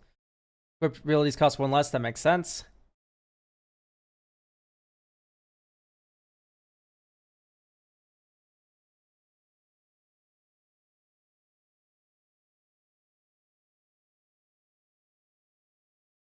Martha Jones.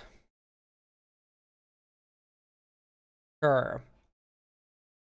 Modified creatures. I think this is a little much. It's a little slow. Plus initial food.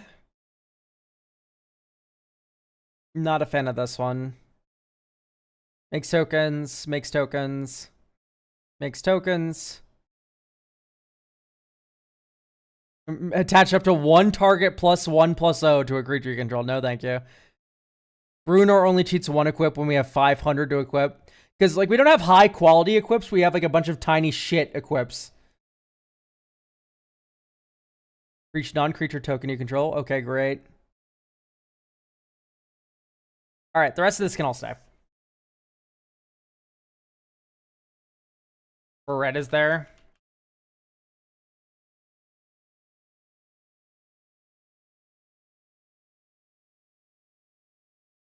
He makes 2/2s for each clue. I didn't read that right then. How the fuck do you spell his name?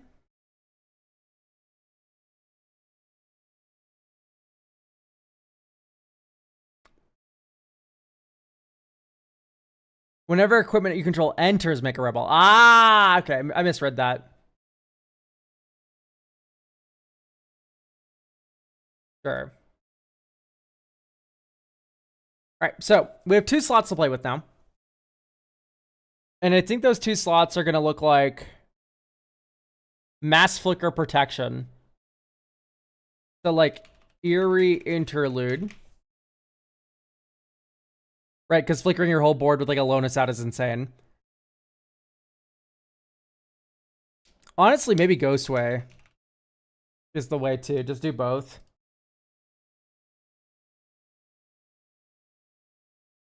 Alright, let's play test this out.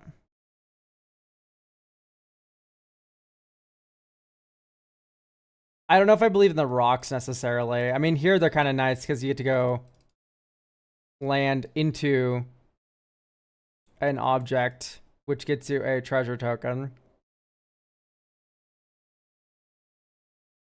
But, like, you didn't need to do this for this to be good. You know what I mean? Imperial Recruiter. And tap not like an idiot. Lonus. Blue, green, Lonus. Land, get a treasure token. 1, 2. Dan Lewis. Get a clue.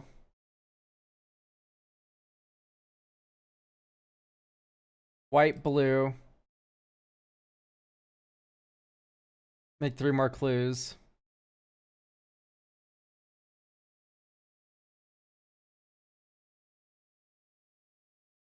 Oh, thank God for Esoteric Duplicator. Otherwise, how else would be creating value right now? Yeah, I don't like Esoteric.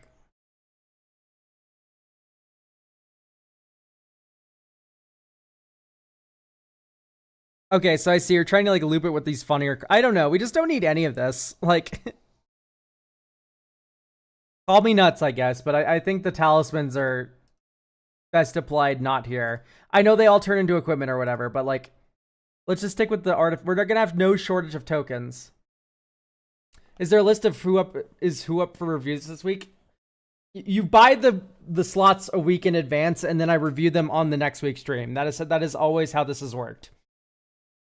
Okay, so let's add Dragon Spark Reactor, because that card's evil. Whenever Dragon Spark Reactor, another artifact enters the battlefield under your control, put a charge counter on Dragon Spark Reactor. 4, sack it. It deals damage equal to the number of charge counters on it to target player, and that much damage to target creature. Yes, I bought one last week. Did you buy one on Sunday or did you buy one on Tuesday? Because if you bought it last week on Tuesday, your review is going to be today. If you bought it last week on Sunday, we skipped this last Sunday because it was convention time. I had to go to a convention. So your deck review will be on the 5th. Tuesday for today. Yes, so it will happen today, Targ. It's just we have 6 every day. So if you haven't gone yet, it's because I just haven't gone to you yet. I opened them in a random order. We can find yours next.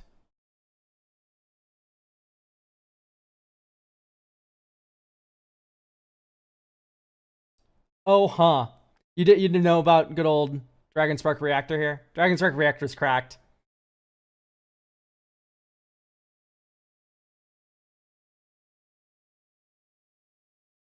No problem. Was just curious. Yeah. Don't worry about it. Yeah. We have 6 deck reviews. Streams typically go for about 3 to 4 hours. So, yeah, you're going to be somewhere in here if you bought it last Tuesday.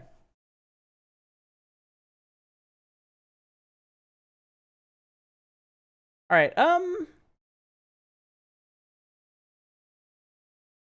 Reactor was one of my favorite cards in that standard with Oni Anvil. So sick. Yeah, no, it's really busted. How else can we make 5 billion clues? Or etc.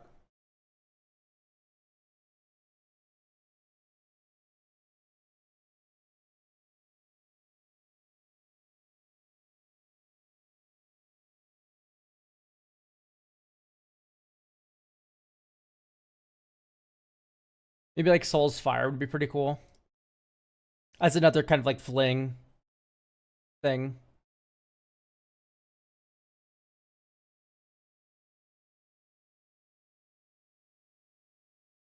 Or maybe Chandra's might be like a better thing. Yeah, there's mutagen tokens. We already have a couple of those things. Bygone Bishop good? Yes. I like the idea of Bygone Bishop here.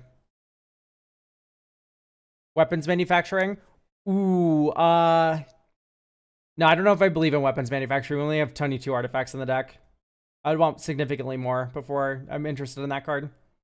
It is good, to be clear, but...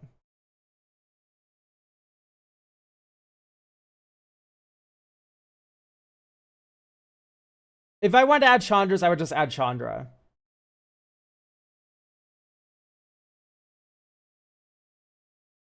Like, I would just add Chandra's Ignition.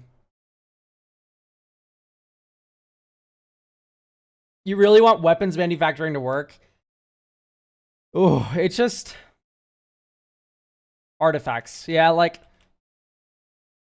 We would need more artifacts in the deck.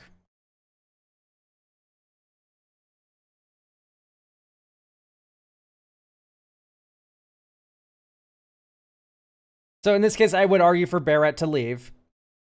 Same thing with Chishiro. And I need you to trust me here. That, like, if we're going to make it work, we need to make the room. Huh? I need you to believe in me right now. Because we need to make room for artifacts to make the card do anything. So let's move away from creature tokens that sit there and be 2/2s and move more towards artifacts if we want to make artifacts work. I didn't ask about the weapons. I really want that. Oh, Targ really wants that card to work. Well, fuck you, Targ. It's not your deck.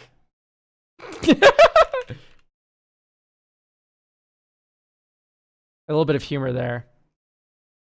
I don't actually hate you, Targ. All right, Barrett's back in. All right, because Barrett's actually pretty good. Power Stone tokens they pay for equip costs. No, I'm gonna do Danitha.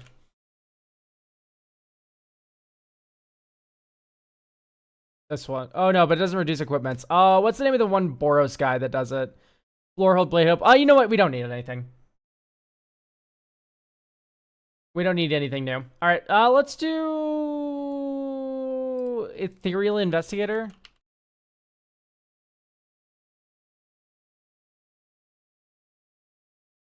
So makes 3 clue tokens on entry, and then maybe just like a Fellia to round it out.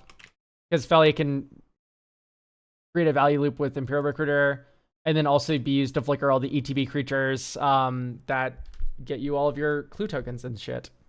So that seems okay to me. This hand seems a little mid, so let's mulligan that. What about Second Harvest? That sounds bad. I don't like Second Harvest here, I'm afraid. It just seems a little win more. Like, if we already have like 22 tokens in play, we're probably just gonna win.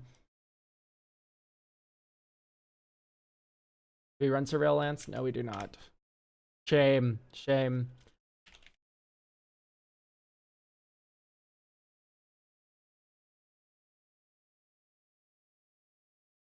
You know, in hindsight, no, this is correct.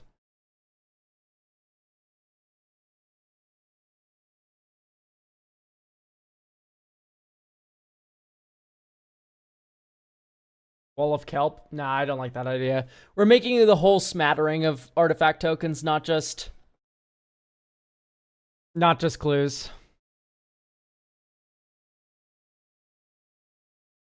Here's Samwise. The Shire. White 1, 2. Eowyn. Food. Three of Tails. Green, red, white. Or we can do green, white, blue. The 14th Doctor. I'm not even going to read what he does. Red 1. Champion of Flame.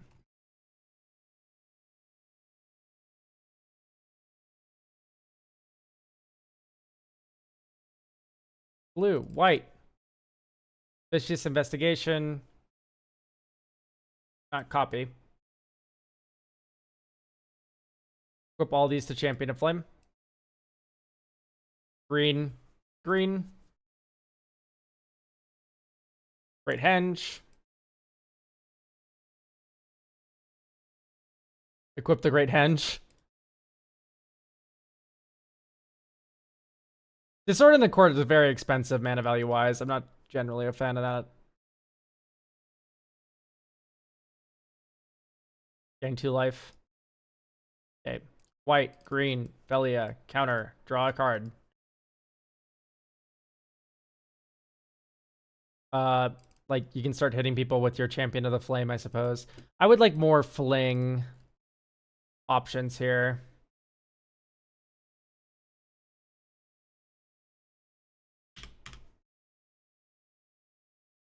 Sorry, this sideboard's very distracting to me.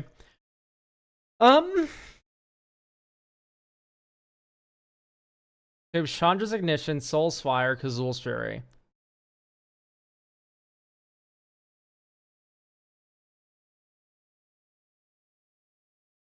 Okay, Bootlegger Stash out.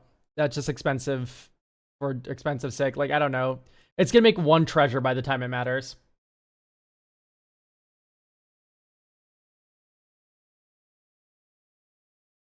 Togo? Yeah, Togo would be pretty good. But like I said, I'd prefer like a fling. Something like a Soul's Fire. Rupture is more fling. Sack a creature. Deals damage equal to that creature's power to each creature without flying and each player. So it also hits you.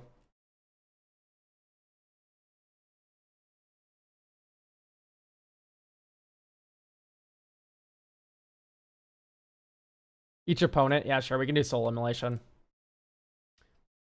The Rod. So I don't know if you know this, but we're not in black. That makes that a little hard.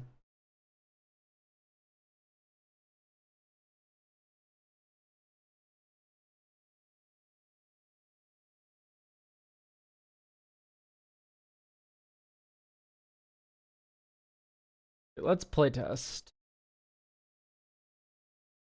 Honestly, do we have tireless tracker in here? We have tireless provisioner, but not the other one.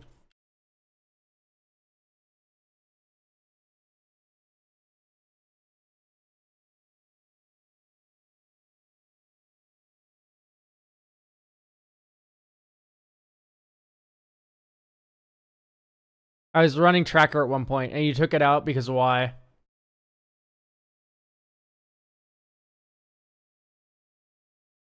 Yeah, I might just take out the Jugative Void here. I'm gonna play test now.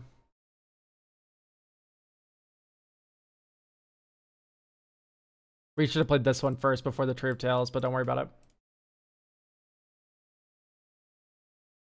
Red 1, 2, or 1, 2.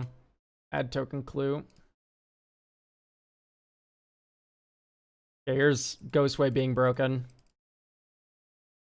Clue. Because we get 1 clue from Lotus and then 3 clues from this thing just existing. Razor Glass Ambush bolted in. Red 1. Dan Lewis, get a clue.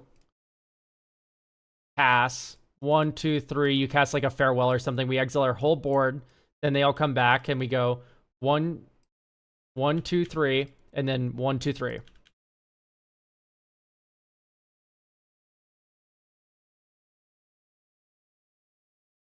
So here's diversion unit. Get another clue.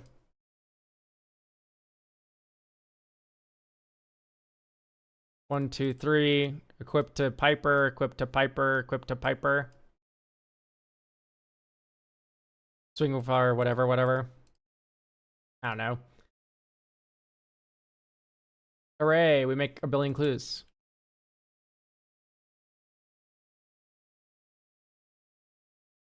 Did I run Jaheira? So I don't know if you noticed this right now, but mana is not our issue.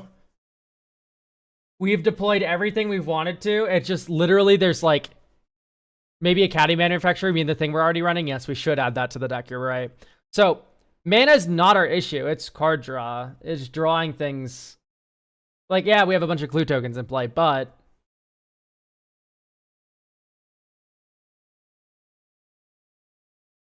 so mutagen mana is interesting. But what if we went that's fine. Isn't there more like equipment that do this exact thing? That could be interesting. Shimmer Dragon? I like the idea of Shimmer Dragon. Like, yeah, it just enters and draws you a billion. Yeah, let's do Shimmer. Wylith? I don't like that Wylith has to be equipped. Does Wylith do combat damage, or is it's when it attacks? Okay, Wylith is pretty good. Okay, I don't know if you saw, but I don't actually like Pure Steel Paladin. And the reason is, oh no, whenever it enters, it's not a cast trigger, we're fine. Pure Steel's beautiful. But also double white, which is very hard. We didn't even get the ability to cast it. Fighter class tutors for, and equipment.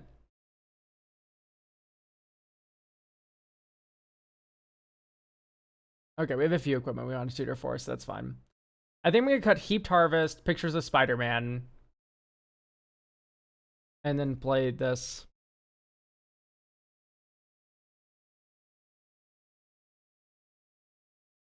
Okay, Soul Ring, Tireless Provisioner. Dank, add token, treasure. Red. 1, Dan Lewis.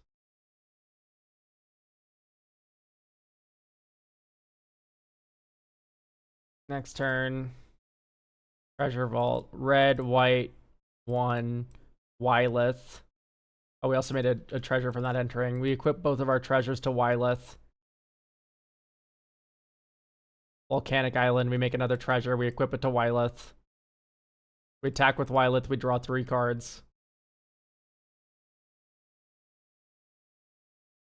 Like, even if Wylith dies here, it felt pretty good. Blade Hold, War Whip, equip everything to the 4 Mirrodin token. Thundra, make another treasure. Blue. 1, 2, 3, 4, 5. Let's just go like this. So 1, 2, 3, 4, 5, 6. Shimmer Dragon. Dink, dink, draw. Dink, dink, draw. 1, 2, time of need.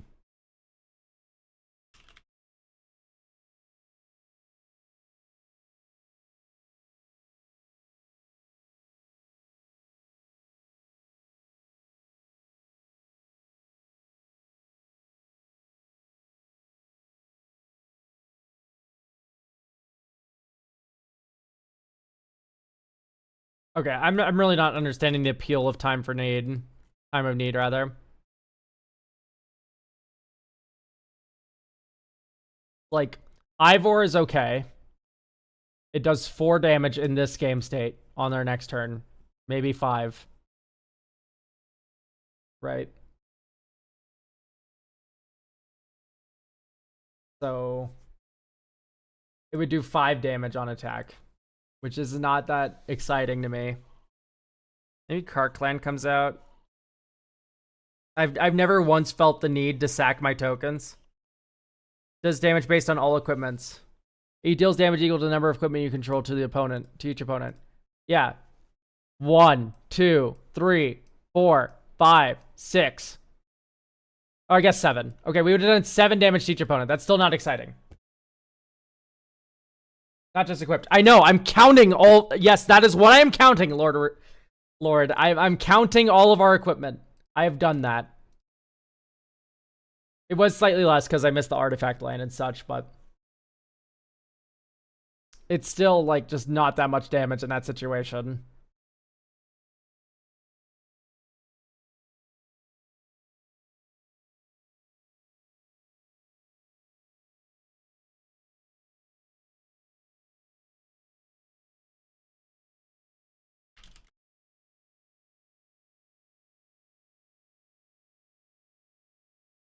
So I'm looking for things that buff themselves based on the amount of equipment we have that are cheap. Like, Brunor is an example of one that's too expensive, whereas this is, like, the right amount of price.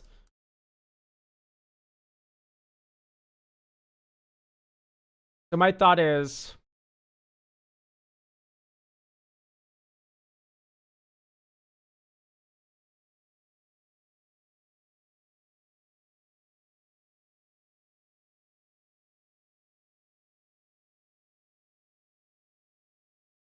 Nettle Cyst? Yeah, we could do, like, a Nettle Cyst. Nettle Cyst type beast. And then you do, like, Voldaren... What the hell? Or what's the, No, that one's black. Thrill Seeker. This is a very good thing to Imperial Recruiter for.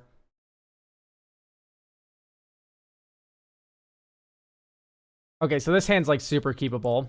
It doesn't look like it on the surface, but...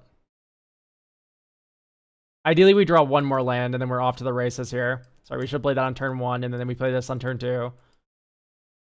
Okay, we failed to hit our land drop, which is just the most beautiful thing in the world. Wow! Okay, that's just streamer luck. I would have kept that hand a million times. We have 40 lands, like, that's just mathematically improbable.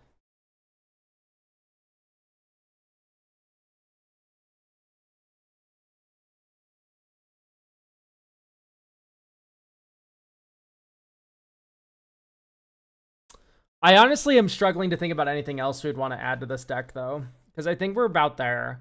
We're like, this does do the thing where it makes a bunch of objects. And then those bunch of objects convert into big creature. And then that big creature converts into damage, right? Like, we have the formula. Oh, that's funny. I think it's a little too slow, though. I just noticed that card. It frees up another spot to go, like,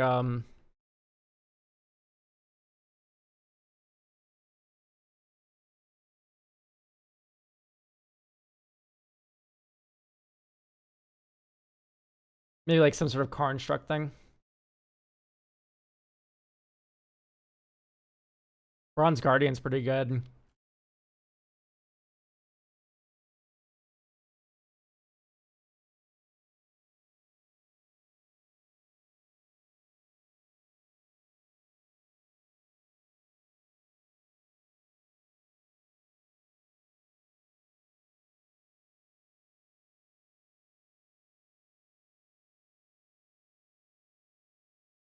I already talked about why I don't like Disorder in the Court Palms. It's too expensive. These are cheaper. Urza would be funny. Yeah, Urza would be really good.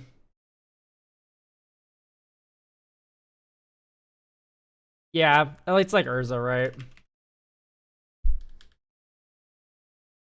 It comes with a construct. You can Imperial Recruiter for it. It literally just does everything. It's insane.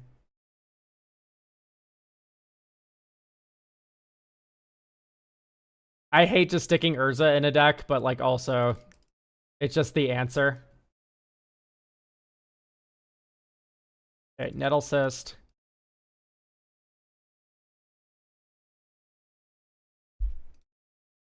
Let me bump my microphone for fun. One of my favorite activities. Tireless Tracker, land. Add token, clue. Add token, food.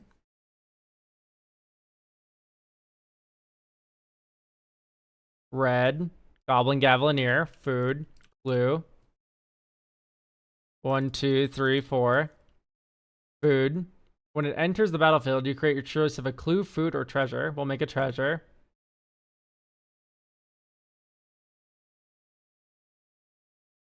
Land, make another clue token. 1, red, Dan Lewis. Equip, equip, equip, equip.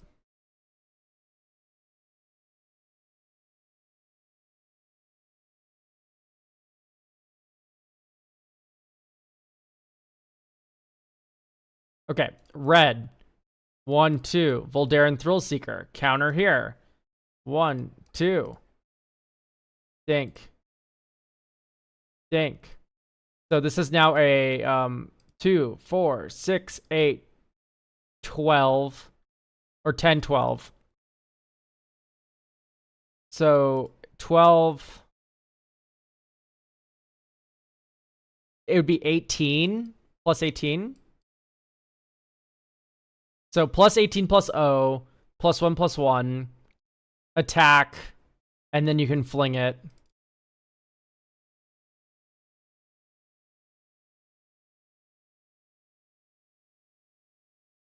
And then you still have these all floating around. Okay, you know what? I retract my statement about Jaheira. Because Jaheira, Friend of the Forest, would let you tap all the clues to equip them. So in a way, Jaheira, Friend of the Forest is an awful lot like a... Where the fuck did she go? Oh, she's the ugly one. So in a way, Jaheira here is like an Eowyn Lady of Rohan. Except you can use the mana for anything you want. So... that feels pretty 1-for-1 to me. You can use the mana for anything instead of just using it only to equip, so...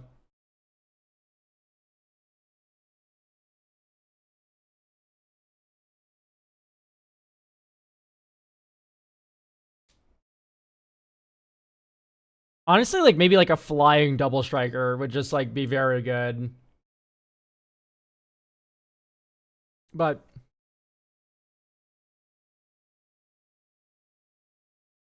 let's cut a mountain for a Legion leadership.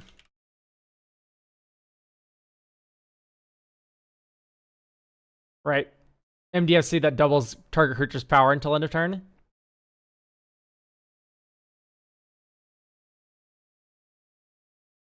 And then I think this cooks, right? Like, we're done.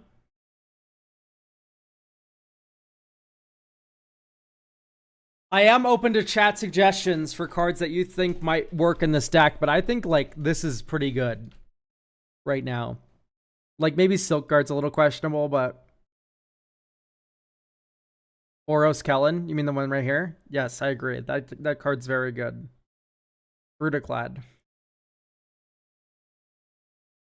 Maybe...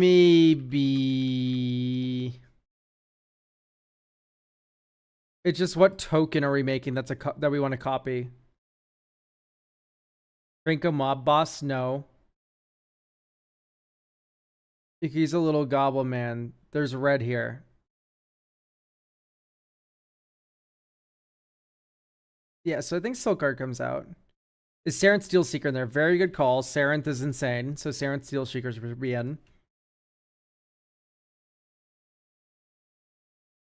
Sarenth Steelseeker is just so good. There's also that one card, Maria. It's kind of like an Urza. Tap and untap non-token artifact. Incorrect. Okay, my fault. But yeah, thumbs up to the Saren Seal Seeker Rememberer. That one is pretty good.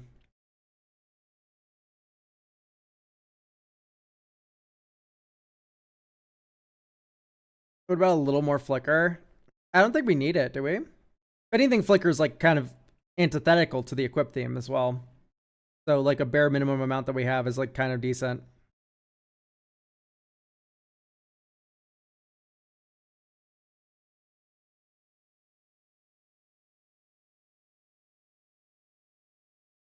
You can maybe take out Mr. Beast for like a Tameo.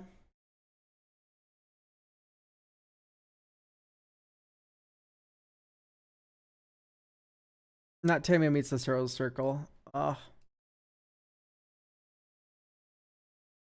This one. Oh, true, mirror form. But I feel like mirror form is kind of just too easy. Like, we're trying to win with a bunch of equipment, not with like a bunch of your thing. Clever concealment then. I think we're good. I think we're fine. Shrieking Drake to loop Lotus with Academy Manufacturer or Urza. That's such a beautiful idea for a different deck that isn't this one. So I think I'm just going to link this, call it done. We're making big creatures, we're flinging them.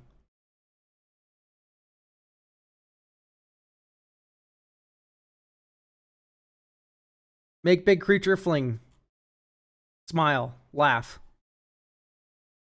I think this will do that relatively well. Thank you for getting a deck review.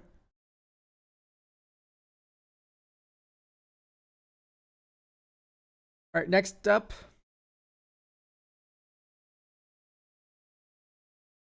A lot of Doctor Who today, I gotta say. We didn't lose Henselster, right? We still have Henselster here.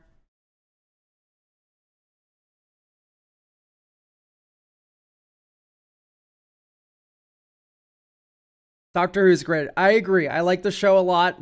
The set felt okay. That's the extent of my thought. I would just like a second look at this deck, not opposed to powering it up or adding combos. This deck wants to loop the commander to mill everyone and make a ton of robots. Or just like a second look and some suggestions. All right, so Cyber Controller enters. Each opponent mills X cards. Put all creature cards milled this way onto the battlefield, face down under your control. They're 2/2 Cybermen artifact creatures. Other artifact creatures you control get +1/+1. I see. So the joke is we're trying to cast this a bunch of times. So my first thought is we're going to duplicate the deck. My second thought is, where is your Archway of Innovation? 37 lands is a little low. So I would like to start with an Archway of Innovation. Right. Blue tap. The next spell you cast this turn has Improvise. Suddenly, all of your Cybermen produce mana to cast your commander.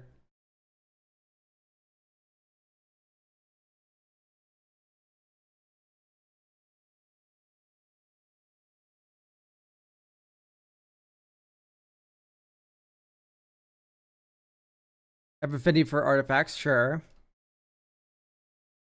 Creature enters, draw 2, sure. I'm failing to understand the Cybermen Squadron angle here.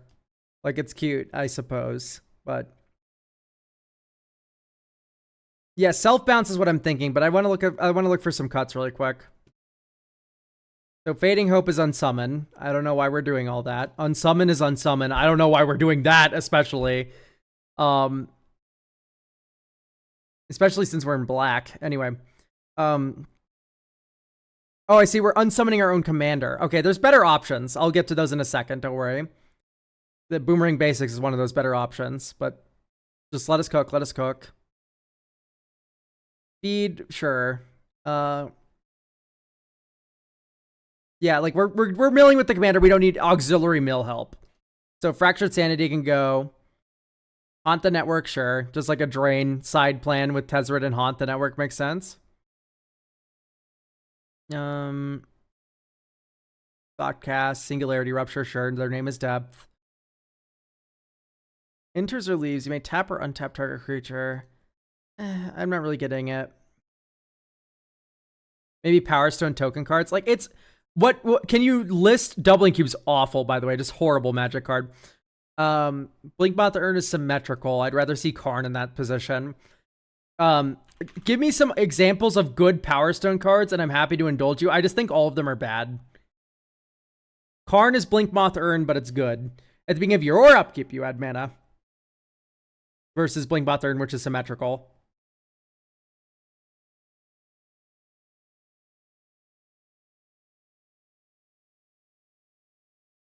Like, Quickling's fine. Like, we can find some better ways to bounce our commander, I feel. One of them is Sanctum of Eternity, which we are not running. So Sanctum of Eternity is a lot of fun. This is normally like seen in like Zatalpa. Not Zatalpa. Oh, what's her name? Zakama Primal Mama. That card. The one that untaps all your lands. This is a combo piece with that commander, but it's also just very good here. Where we can just bounce the Cyber Controller to our hand. As opposed to running these cards that just like single-mindedly bounce the thing to our hand. This does something like... I also don't like Reliquary Tower. So, Think of Eternity in. Panharmonicon makes sense insofar in as our commander's an enters ability, I guess. I would prefer like a Starfield Vocalist, though.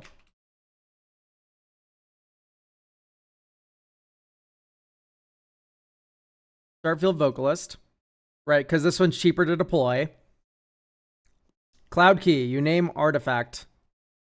Of which there are 27 in the deck. I don't like that as a ramp option. Ashnod's Altar. Makes perfect sense. We're making a bunch of things in play. You then sack all of them. You then do it again. That tracks for me. Whenever you cast a spell, you put 2 charge counters on this. So the first time you cast your commander, it doesn't work. But the second time, it makes 2 mana.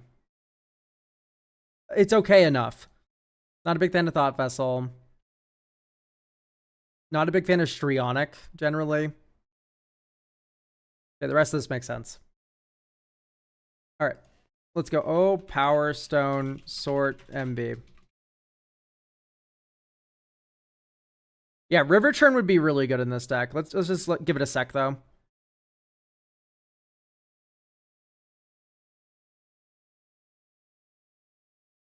Choose target player. You create a tap Power Stone for each non-land card in that player's graveyard that was put there from the battlefield this turn, but all creature cards melt this way.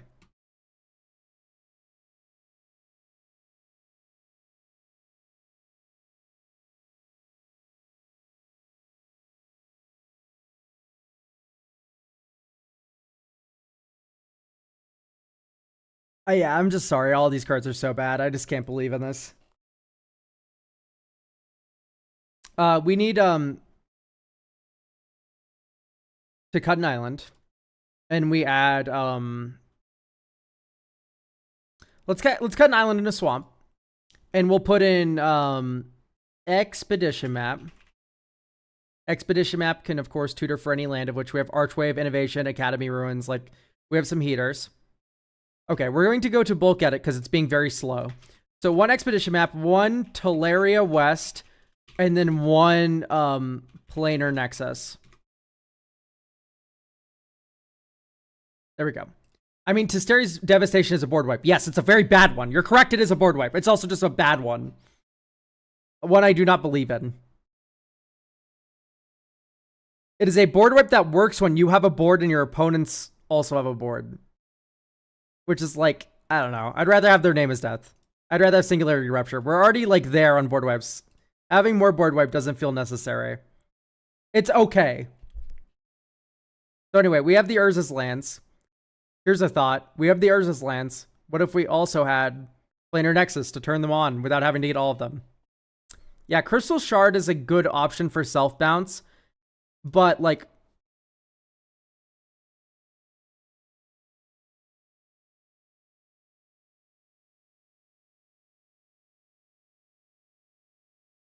Additional cost return to hand. Things.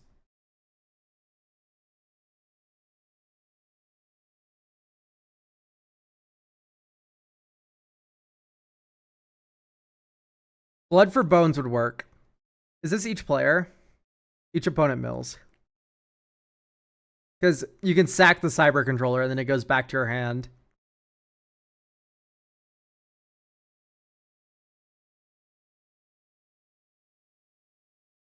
Oh, that's a land.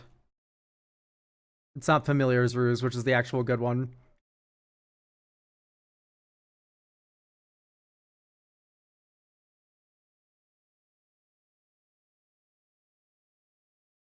Dowerport Mage, yeah, Dowerport Mage is one that I actually really enjoy.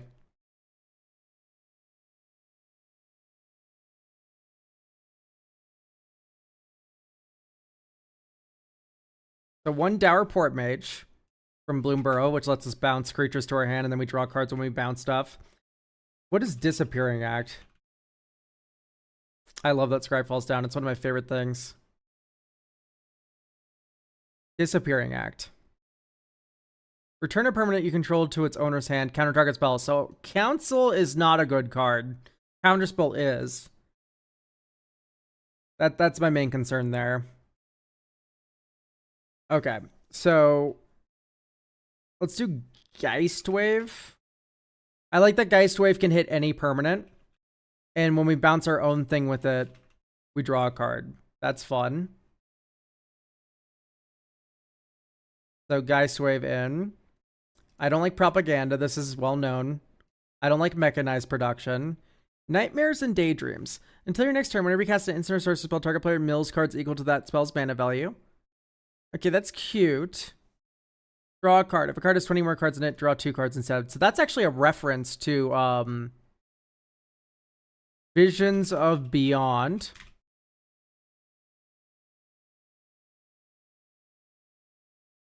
Which says, draw a card. If a graveyard has 20 more cards in it, draw 3 instead. So that works pretty well.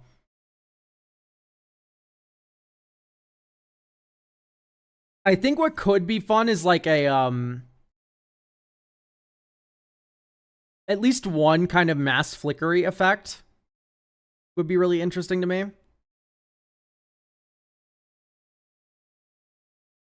Because it's cool that we get like all of their creatures as Cybermen, and then we can flip them face up with the flicker. Just something to think about, I guess. I don't know if I believe in Crypto Thrall. Solemn feels a little out of left field. Master Transmuter.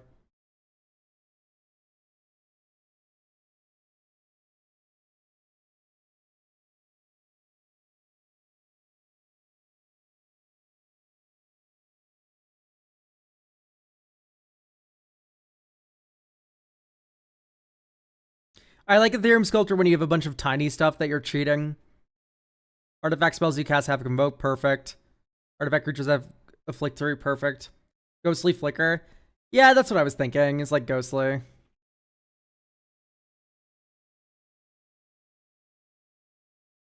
Tyrant Scorn, which says return target creature to its owner's hand or destroy target creature with mana value 3 or less. Like, that's a far better pairing of modes, in my opinion, than like an unsummon. Almost just flavor. Sad Robot. Yeah, makes sense. Also just not the best card.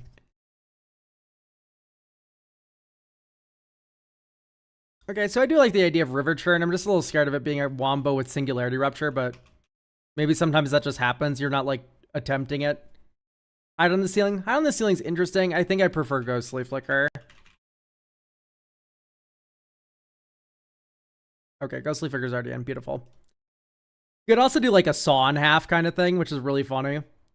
Yeah, let's do Saw in Half. And then having Saw in Half and Ghostly Flicker makes me want at least one Archaeomancer. Just one. We're not even going to add any wizard cycling for it. It'll come up when it comes up. It won't when it won't. Oh, Waterbender's Ascension is actually way better than Ghostly. You're right.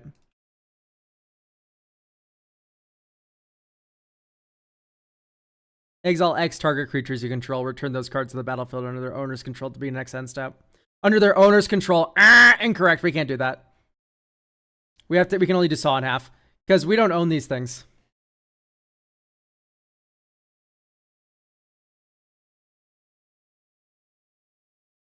Add 3 mana. No way. Okay, so I don't think we have enough artifacts for me to care about Emry. Once again, Founder Inspector's like the other thing where it's like better with a lot of cheap artifacts, not one expensive artifact. So we have Archwave Innovation. We could do like a Tamio meets the Story Circle type of thing. Like Urza, Lord High Artificer. Tamio meets the Story Circle.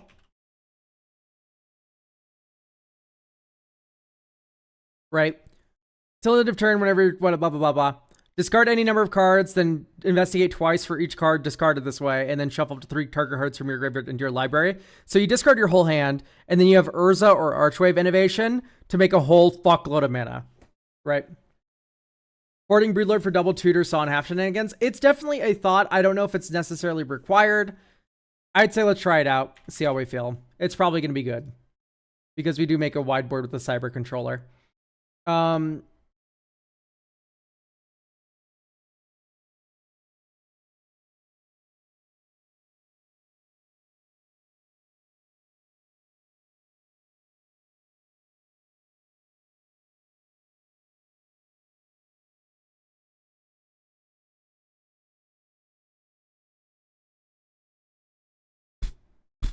So with any,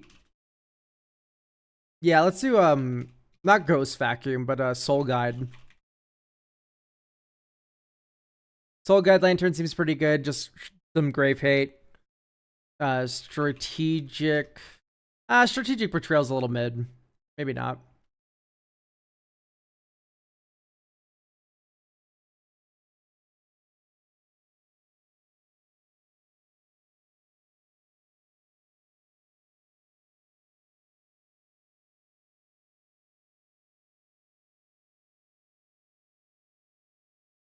Yeah, I guess let's do Crystal Shard.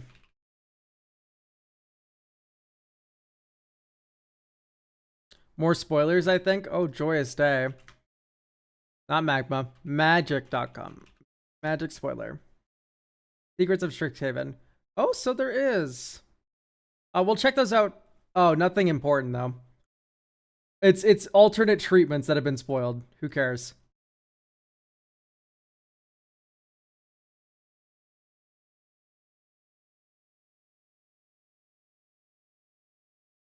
So, what else to add?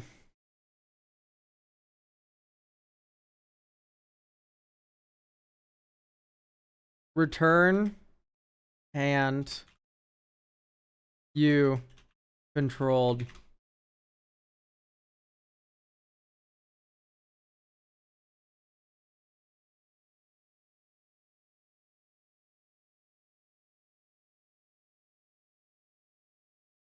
Genesis Chamber.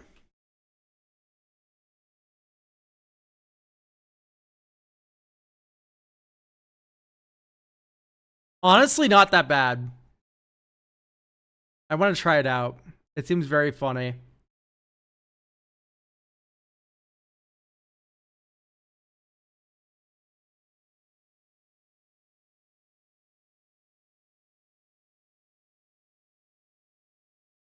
Run away together. Ooh, very good suggestion. Yes.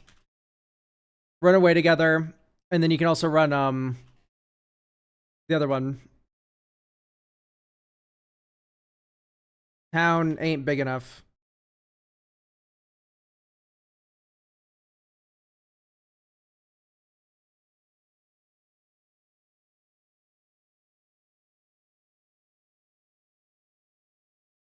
All right, 3 more inclusions. I want 1 more land.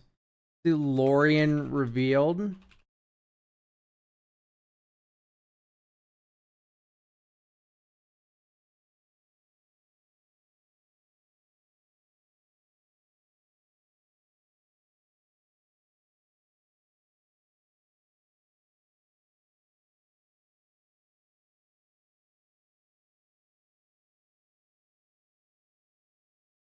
Whenever you attack, up to one target creature can't be blocked this turn. Return that creature to its owner's hand at the beginning of the next end step.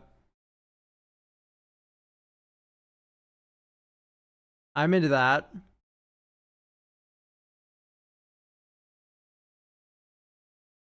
It seems a little slow, actually, because you go cast the Cyber Controller, then you cast the lore at it, you attack with the Cyber Controller, bounce it back to your hand on end step, and then you get the opportunity. Yeah, that's a little weird.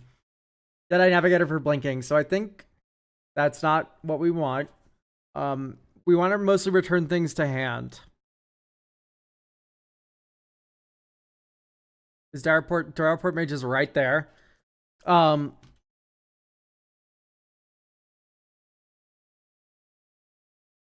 Each player return hand.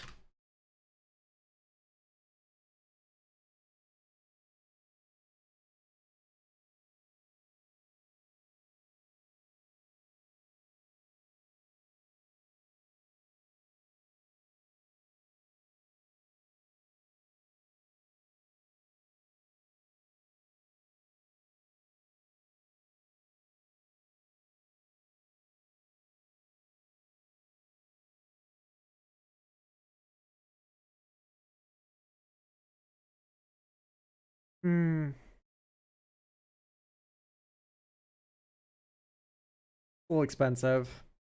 All right, you know what? I question the unsummons. I think we can run one.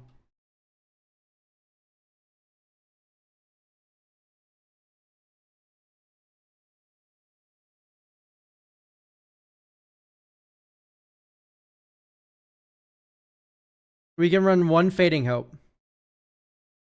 Trusted Advisor's repeatable, but it's an upkeep trigger. Curfew, maybe?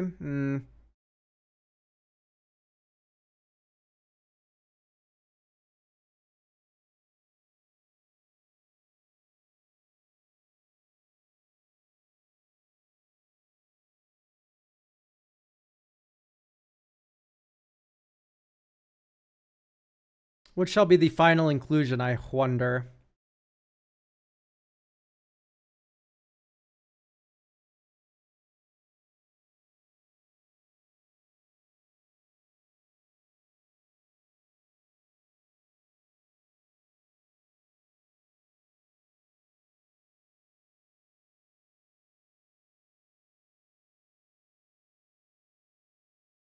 Sack Cyberman to draw a card. Okay.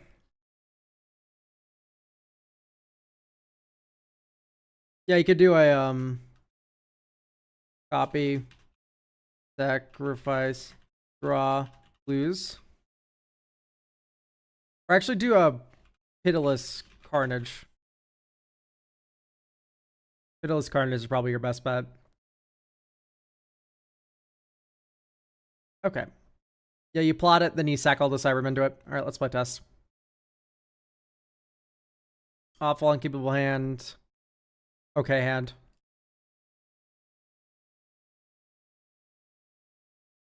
So here you go. Sunken Ruins. Island. Oh my god, I added lands to this deck, by the way. 1, 2, 3, Crystal Shard. Ancient Tomb. Weeping Angel. Planar Nexus. Mind Stone. 1, 2, 3, 4, 5. Yeah, let's just plot this. Okay, Temple of the False God. Blue black. We have to filter mana because we have too many colorless lands. That like kind of registers as like an issue to me.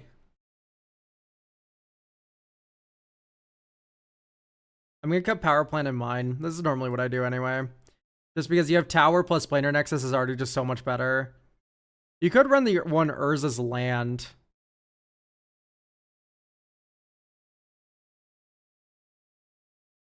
Evolving Wilds. We all know how I feel about that card. Run Ash Barrens. Run all 3 Coward.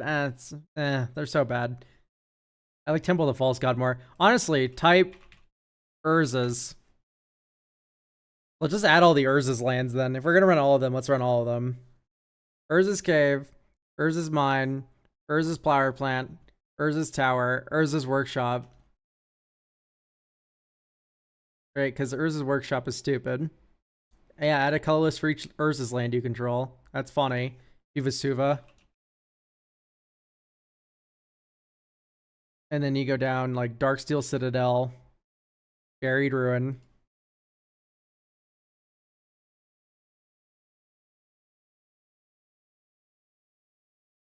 That's it. Alright, playtest. Draw. Sure. Put a target on your back immediately with Chief Ascension. Exile your graveyard. That's probably empty. Island.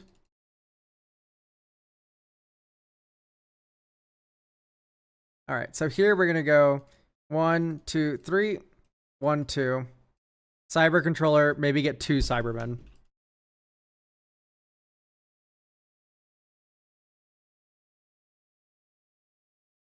Land.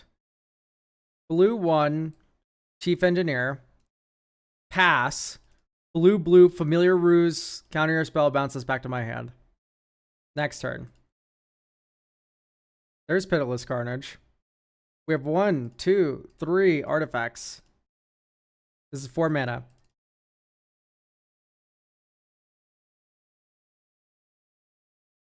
So draw 2. Urza Saga. Put a counter. 1, 2, 3. Palladium Mirror. Next turn, Island. So now we get to go. This has its second counter. Blue, black. 1, 2, 3, 4, 5, 6, 7, 8, 9, 10, 11. So X is 11.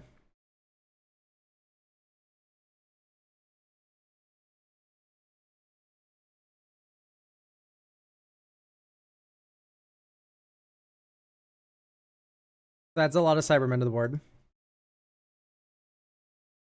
There's Waterlogged Teachings. This cracks into Soul Ring. But honestly, I want you to imagine this board state if we had 1 Aether Spellbomb for Urza Saga to go and grab. So now you can pay 1 blue, put it back in your hand, and then cast the Cyber Controller again for basically 4, and then X is whatever. Right, so maybe that's better than Fading Hope or Visions or whatever. Right, because instead of getting Soul Ring here, you get Aether Spellbomb, blue, bounce this back to hand, blue, black, 1, 2, 3, 4, 5, 6, 7, 8, 9, 10, 11, 12, 13, 14, 15, 16, 17, 18, 19.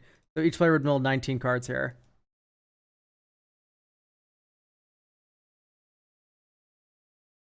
What was letting you to cast your commander? It's a little known card known as the one that was in play. Chief Engineer. Artifact spells you cast have convoke.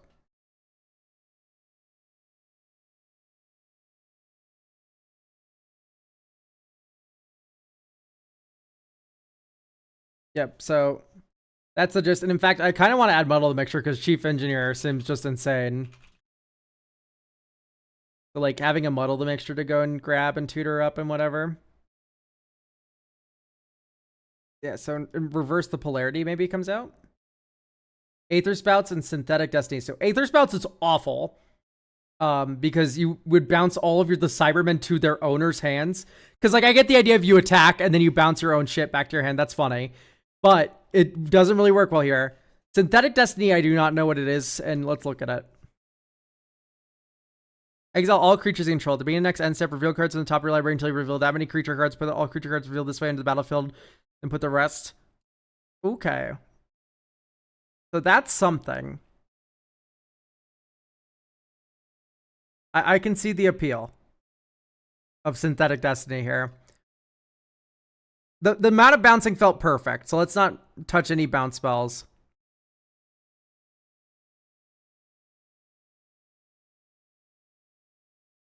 Do you remember? Carried the key. I think haunt the network out. Just keep Tezzeret as it. Sounds good.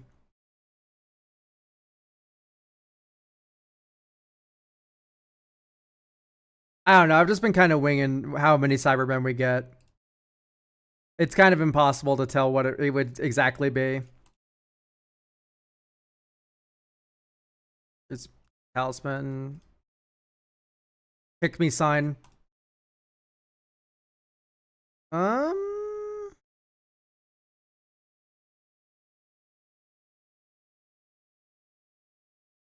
Honestly, this is a fabricate for soul ring kind of moment.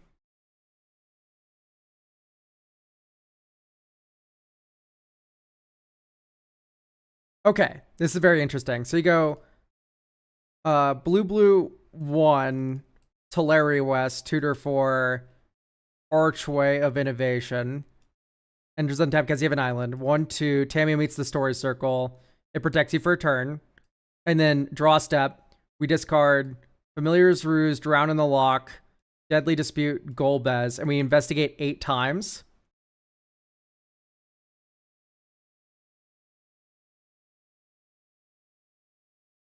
And then now we go blue, tap Archway of Innovation.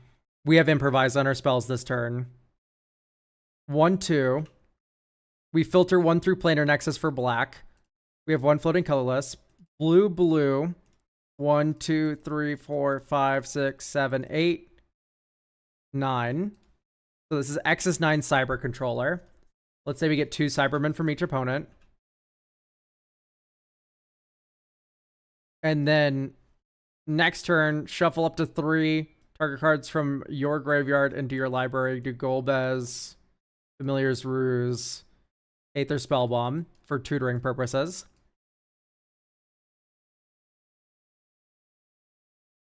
So now this is a little sad, right? Where we kind of just have a whole lot of nothing going on. But we can crack clues.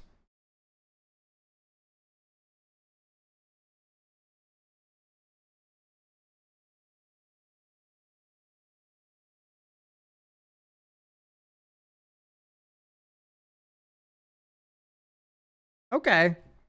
So we have some motion for this turn now where we get to go like their name is death and wipe the board, right? And then you swing with an army of 3/3s, which is pretty annoying. So hopefully that proved the point that Tamio meets the story circle is really good here, right? Where you like this combo is so funny. It's just such comedy. And if we had like even one, like if I maybe in hindsight, like tossing the Familiar's Ruse or the Aether Spellbomb to cycle was wrong, and instead you keep it and then go again. But overall, it's performing now. This deck, like it is doing okay. And realistically, what more could you hope for in like bracket 2-3, which is where this is probably gonna live. If anything, I am very hesitant about Blood Chief Ascension. The fact that this is Golbez is funny, so I'll let you keep Sir Conrad. But that one, let's not run. Because I think every single game we've drawn it is a giant, like, fucking kick me sign. Like, just start killing me, opponents. That's what that card says. So instead...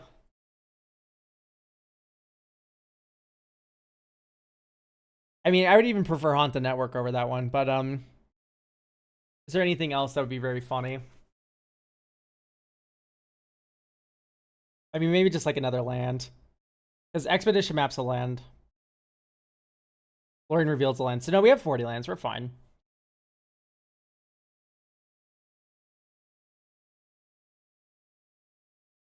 I drop Conrad for the Cyberman that gives Myriad. I cut the Cyberman that gives Myriad. I don't really like that card that much. It's just like, I don't really believe in giving our Cyberman Myriad when they're just 3/3s. Oh, give our entire board a 3/3s Myriad. It's like, giving them a Flick 3 makes a lot of sense. They're now unblockable. But I don't think like giving like a 3/3 Myriad is like that good, is it? We can just keep it, I guess. It's on theme. It's cute. Just let it be known that I'm not the biggest fan of this card.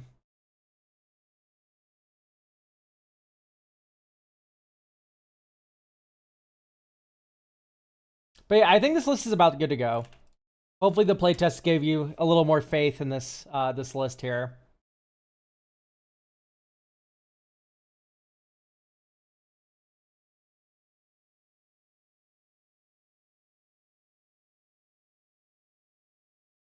Anyway, thank you for getting a deck review.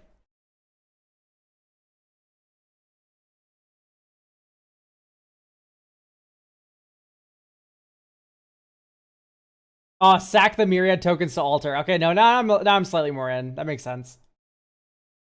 Okay.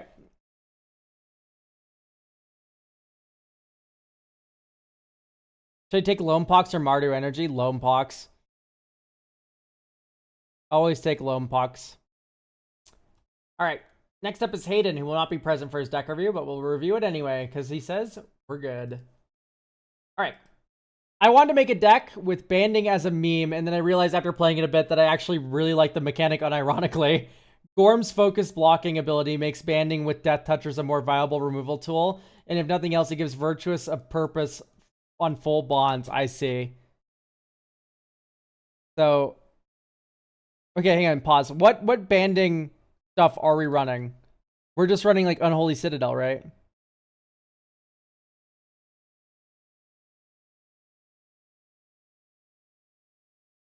So we're just using 2 banding lands is the idea. All right, that's fine.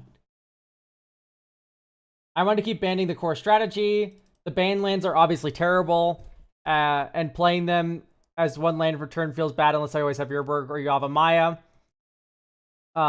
If there are more ways to get them out without taking too much of a loss in tempo, I haven't considered, let me know. All right, great. I can help you out with that a lot. There's a lot of very good cards that can tutor lands into play or whatever.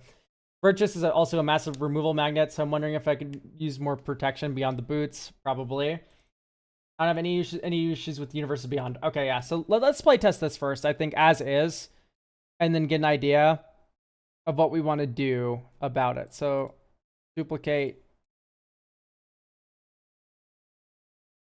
So, okay. Little refresher. Bands with other creatures. Bands are blocked as a group.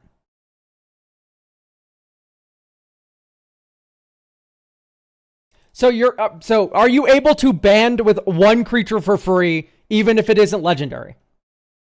So let's say I have Unholy Citadel, or rather, pause. Let's say I have Adventurer's Guildhouse. If I attack with Gorm, and Virtus is here, and I swing, I'm able to band 1 other attacking creature to Gorm, even if it isn't legendary. Right, you're allowed to band up to 1.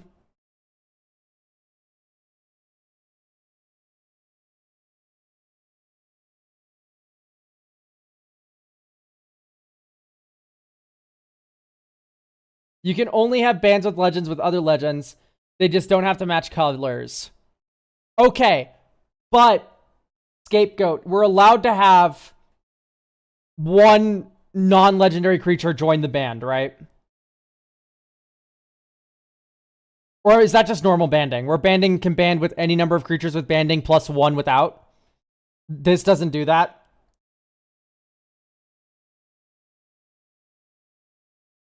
The words are right in front of you. Read them. This is literally indecipherable to me. Any legendary creature can attack a band. Not for bands with. Okay, so we need to band with legends. I see. So we have crop rotation. Good. That's definitely where I would start too.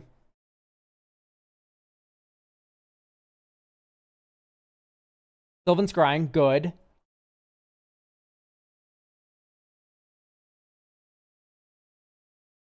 They're always going to say no.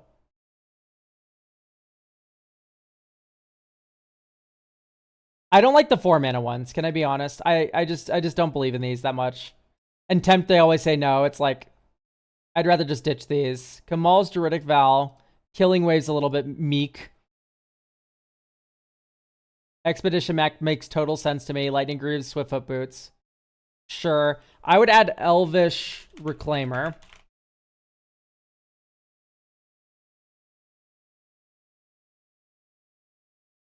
I think Elvish Reclaimer is a thumbs up.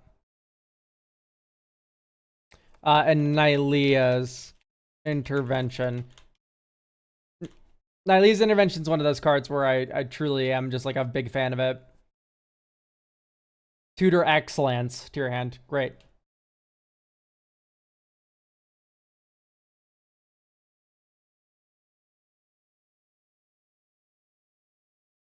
Sure.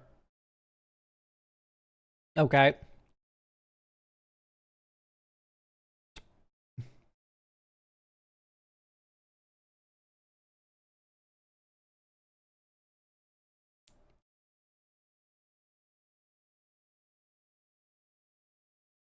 I do not like Diamond Weapon.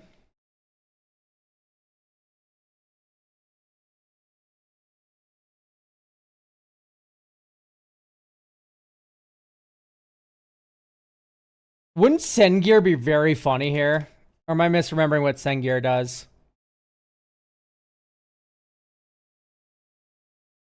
Whenever a creature dealt by... He's an 8 mana.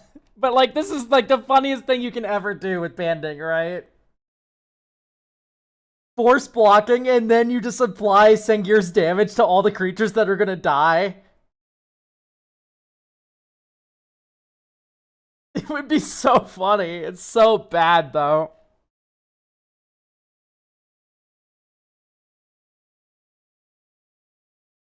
Because new Sengir doesn't work like this. And Sengir Vampire is a legendary.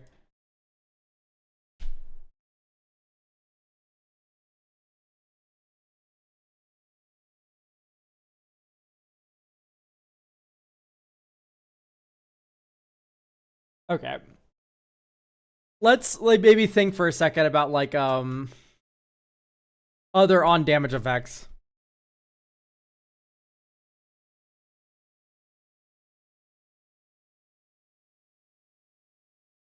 Type legendary deals combat damage.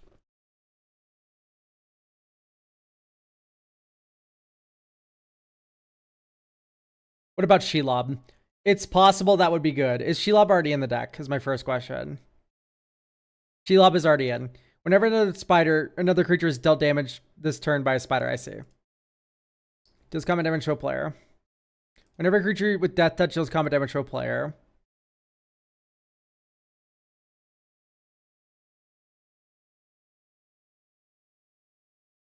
These all say to a player. So let's go -0 player.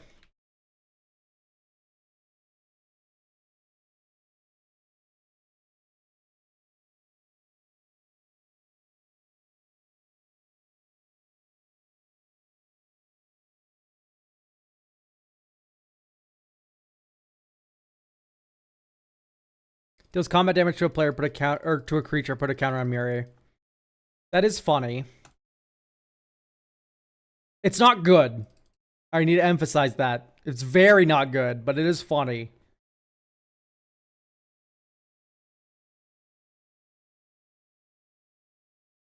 Deals combat damage during your turn. Wait! Does the creature... Do you get a separate trigger for each creature you ping? Because let's say Gorm gets blocked by 3 creatures, right? Because that's what Gorm says. Gorm must be blocked if able and must be blocked by 2 or more creatures if able. So let's say you get blocked by 3 creatures. Then, after you get blocked by 2 creatures, you spread Gorm's damage via banding between the 2 creatures. Are those separate instances of combat damage, or is it one chunk of combat damage?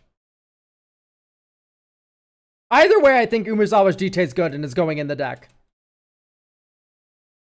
It's separate.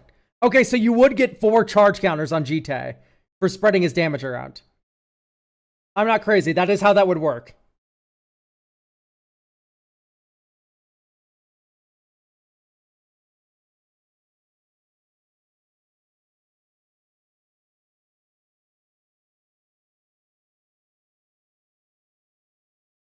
Okay, I also like Thieves' Tools.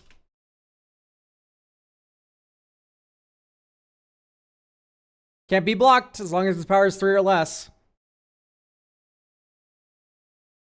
How does banding plus can't be blocked work?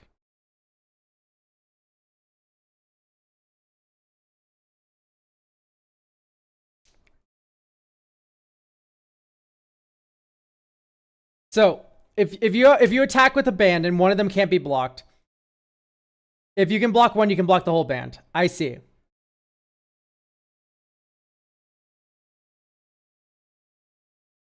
This might be more complicated than an attractions deck. You're right. I love how both this and an attractions deck would be black-green as well, because it's most dangerous gamer is like one of the better attractions commanders, isn't it?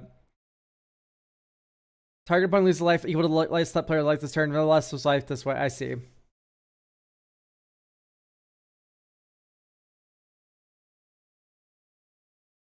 Um.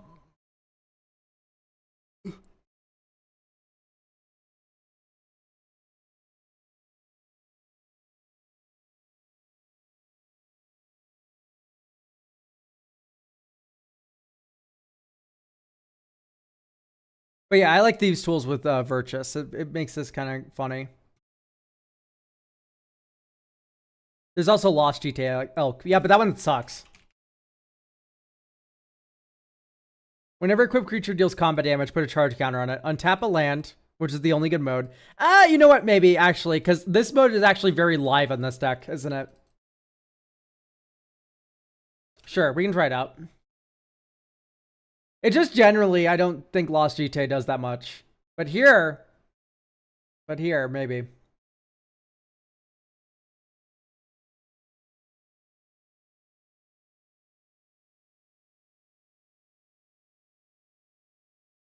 So we're already on Crop Rot. You said your main issue was protection. We're going to add a Talon Gates.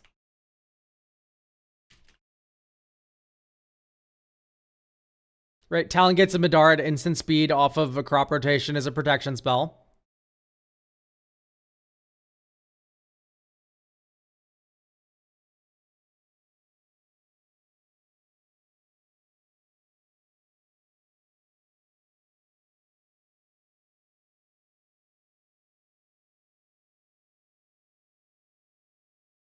So Virtus.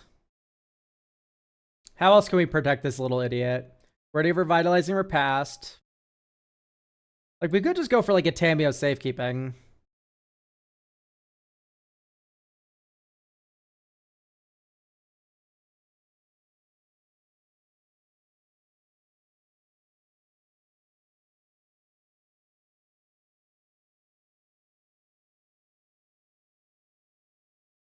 Type Legendary. Oh. Dies. Creature.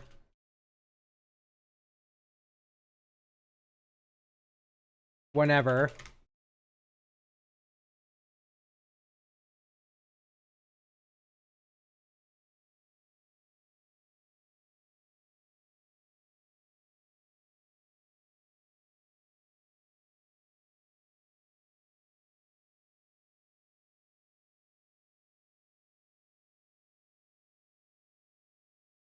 Game when life make a blood. Interesting.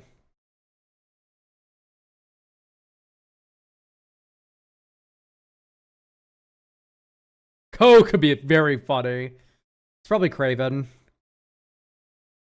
Craven is a little bit dumb.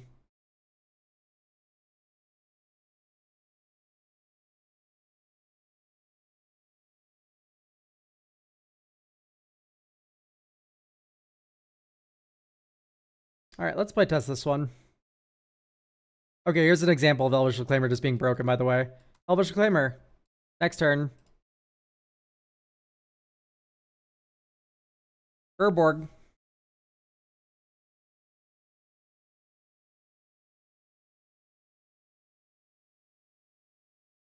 Virtus. If you untap here, you just kind of win.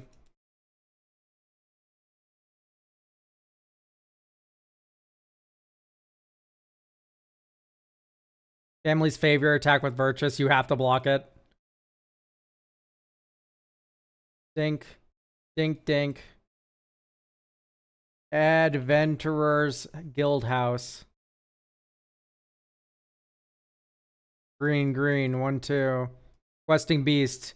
Mr. Beast and Virtuous go on an adventure to your opponent's side of the board.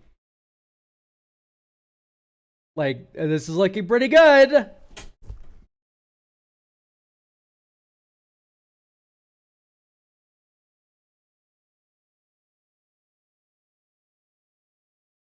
Is Cultist of the Absolute funny here?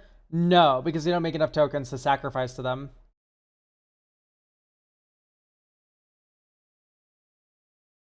I do like the idea of a access tunnels already in.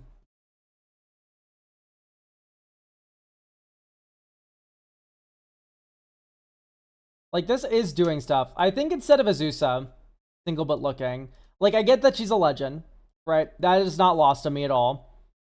However, I do feel like this should be a dry to the Elysian Grove.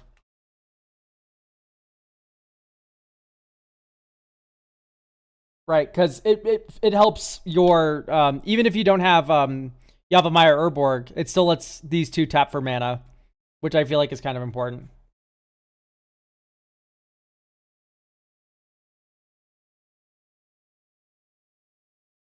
I would not keep this hand. I would keep this hand. Okay, Woodland Cemetery, next turn. Swamp. Thieves' Tools, make a treasure.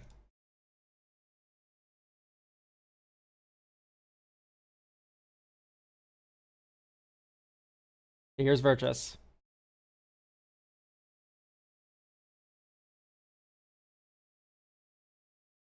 Lol, powers 2 or less.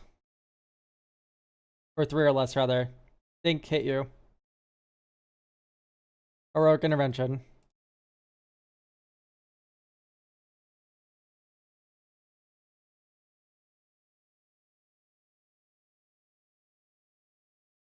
Gains Indestructible.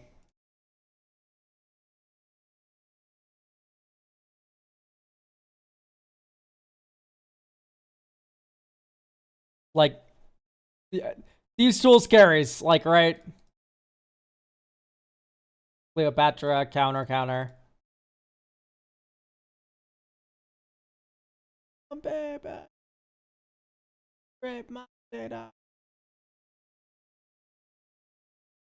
Okay, listen, Farrakha, very close to my heart. I'm in love, but just I don't think it's the legend for this deck.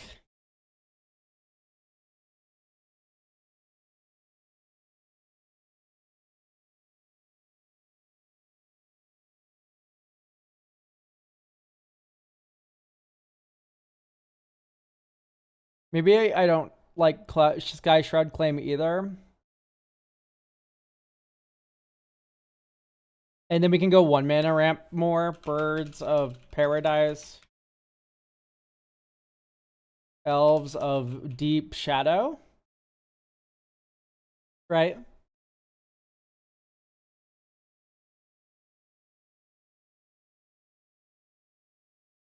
You can put all the damage on her if she's in the band. Was the idea for Farrakha? Yeah, I'm familiar. I'm aware, but also Erebos is also here, and Erebos does more, in my opinion, than Farrakha would be doing. Because I love Farrakha. Don't get me wrong. I see all the beautiful aspects of Farrakha and smile, but also like Gorm can just absorb the damage too. 7 toughness is a lot.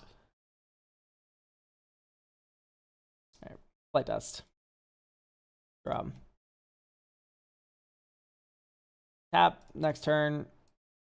Okay, I don't know if I like Cura. Cura's cool enough, I think, maybe. Agent of the Shadow Thieves is insane. Hooray, here's Virtus. 1, 2, 3. 4, here's Gorm. Attack with Virtus, gets indestructible. Like, you just have the Abyss in play right now, and that's really funny. That's Reap Ritual, attack with Virtus, draw a card because they blocked. Okay, Yavimaya. 1, 2, 3, 4, 5, 6. Blitzwing. Here, do you really want to sack your last creature? Probably not. Hooray, you'd lose. Or you have to, like, sack it. Anyway, we draw a card. Like, this is all working. This might need more land tutors, unless we don't need the banding. Okay, A, we don't need the banding. You're correct, we don't need the banding. But also, 2, there's enough land tutors as is, I promise. I like that the banding lets you, like, Cura. It's really funny that you can, like, put all the damage on Cura and have her die. Like, that's really cute.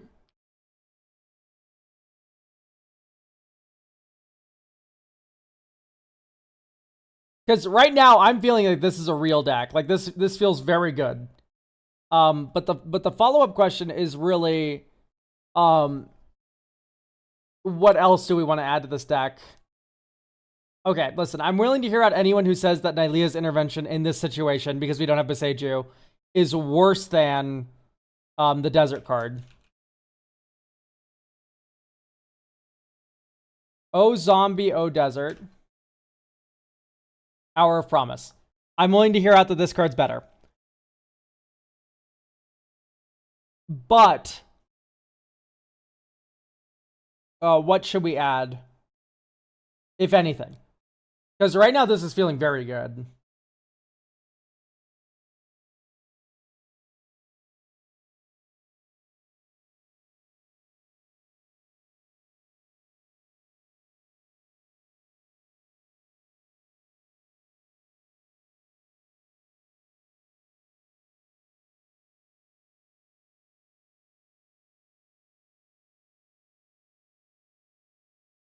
Omen Path Journey / Open the Way. That's okay.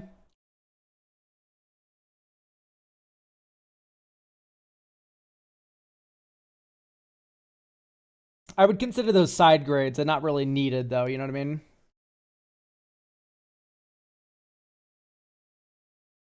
Are we doing Universe versus Beyond? Yes. Add all the Moxes. No. Why do the Reliquary to get lands that are still important? Yes, but if we add white, I want to add more, like a couple more token generators. But I'm willing to add white. Skateboard. I can see the appeal, but I like white. White's a good suggestion. But if we're adding white, both of those are already in.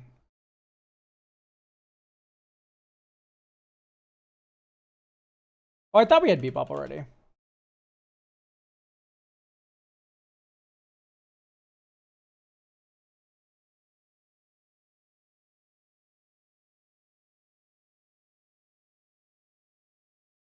Maybe. So we added white to the Reliquary. I agree it's a good inclusion. But we need Lord Skitter. Sewer King.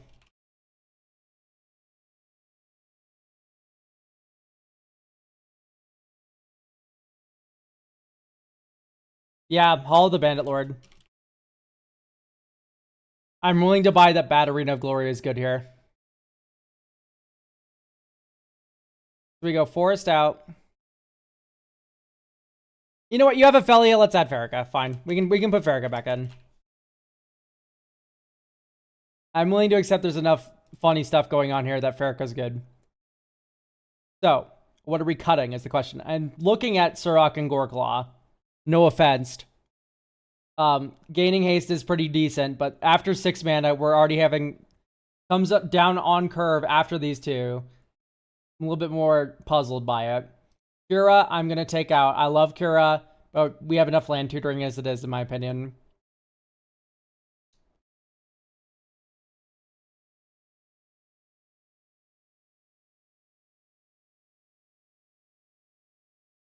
Okay, I put in Miri because it's funny, but like it's definitely just not good enough, sadly. Sarenth. Sarenth is interesting.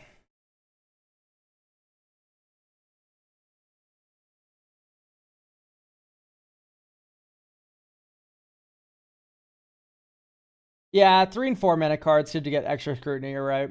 But also, like, I don't really like how high end a lot of these things are, because 2/3 drops make a 6 drop. And I actually like a lot of the 4 drops here. Like maybe Gwenum, but Gwenum can get haste a lot of ways in this deck, so.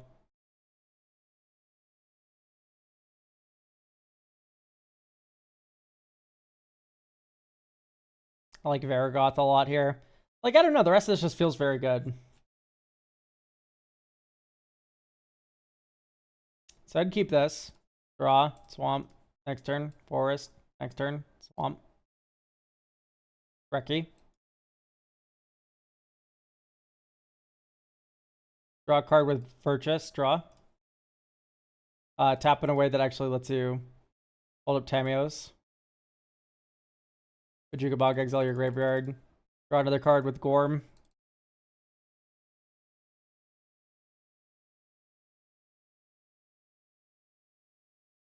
Deadly Relic, one of your creatures. Mr. Beast. Combat. We exiled one of your creatures, so you have to double block Gorm and then you get Virtus poked. That feels good. I don't think there's a card draw problem. Once again, I don't think there's any problem with the deck as it was before we started like asking for like some more edits. Like I think the deck is doing fine. There's no problem.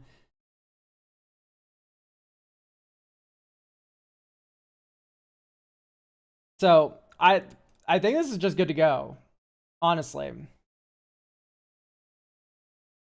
It's ready. Yeah. So thank you for getting a deck review. It works. And if it works, you know what? I'm just not going to touch it. It looks like it's creating some fun gameplay patterns, so let's just pass it along. Once again, thank you very much for getting a deck review. Quick refresh. Okay, we still have 5 slots left for next Tuesday, so just so you know, guys, you can get a slot for next Tuesday to get your deck reviewed. You can get it via the coffee. It's one of the best ways to support my channel. Hooray!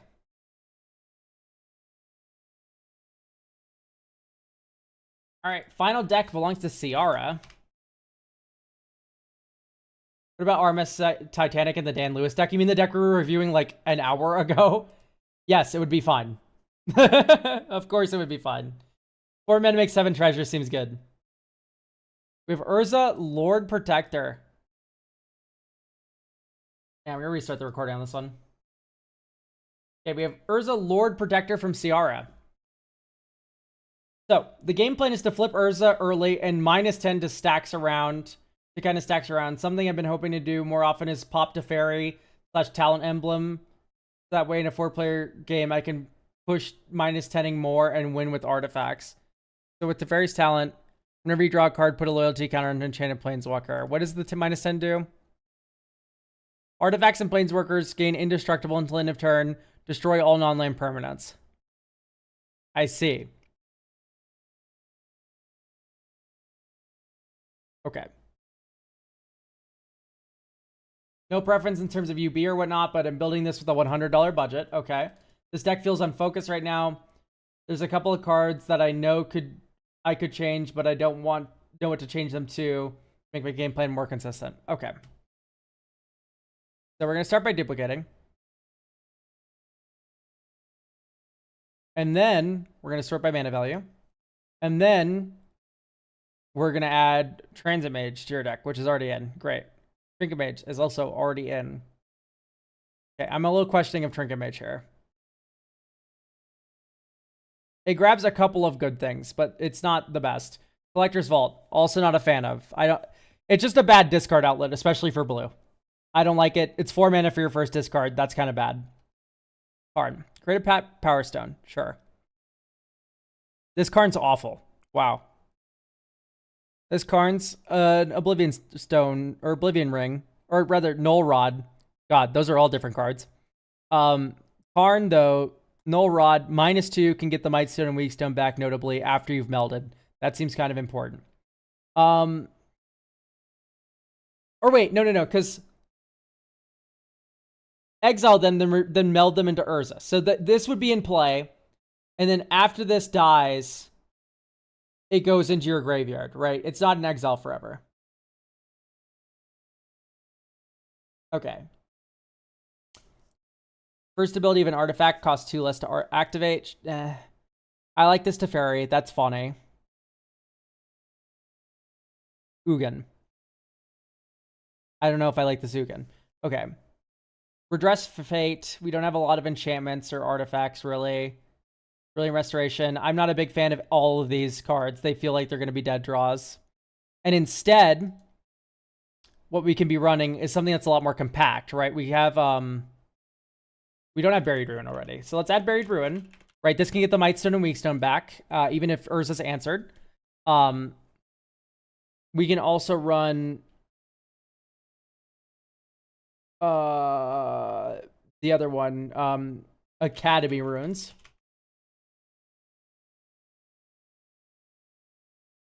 Right, that can put Mightstone and Weakstone back on top of the library even after stuff gets blown up.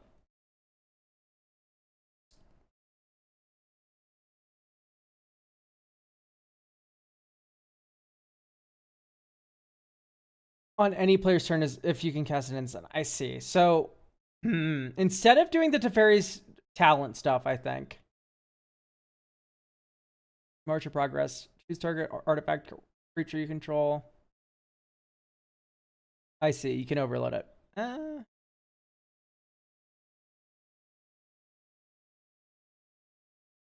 So.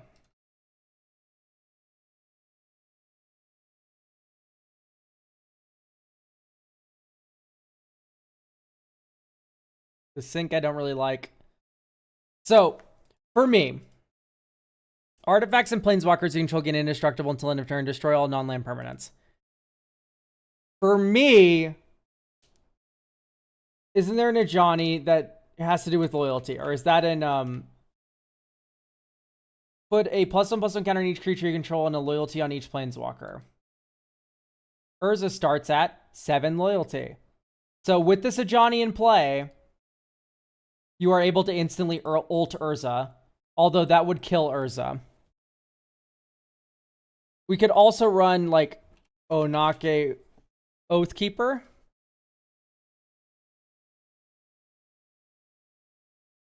This sucks. Okay, never mind. So we do,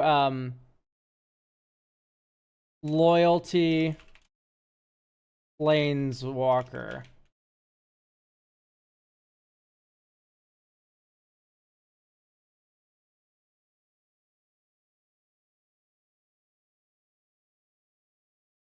So Gatewatch Beacon.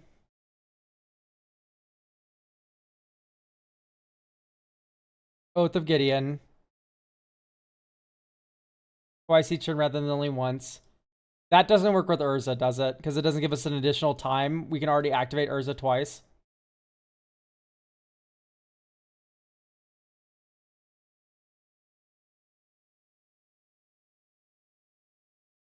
Bark Double's hilarious.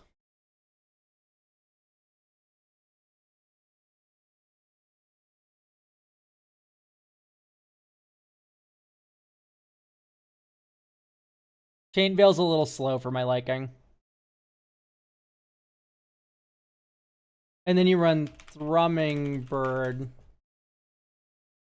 The stupid one that's in white. Grateful Apparition. You run Astral Cornucopia, which can get got by Trinket Mage. Our Trinket Mage has been cut. We have well, I don't like to fabricate, but we do have other objects. Are we running this just for fairness? We don't have Isochron? Because if so, I do not like this at all. Just for knowledge out. The rest of these can stay, I think. Disallow all those a little mid. Okay. So. Astral Cornucopia is in. Everflow. I want to make this into a proliferation deck. Is my thought. Because it helps us ult the commander on the same turn. Which is very nice. And a lot of proliferation is on artifacts. Like Staff of Completion would be a good one. Non-token artifacts entering proliferating. Throne of Geth sacking artifacts to proliferate makes sense.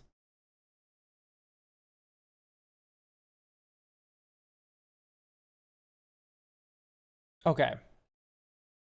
We can do like a Karn's Bastion.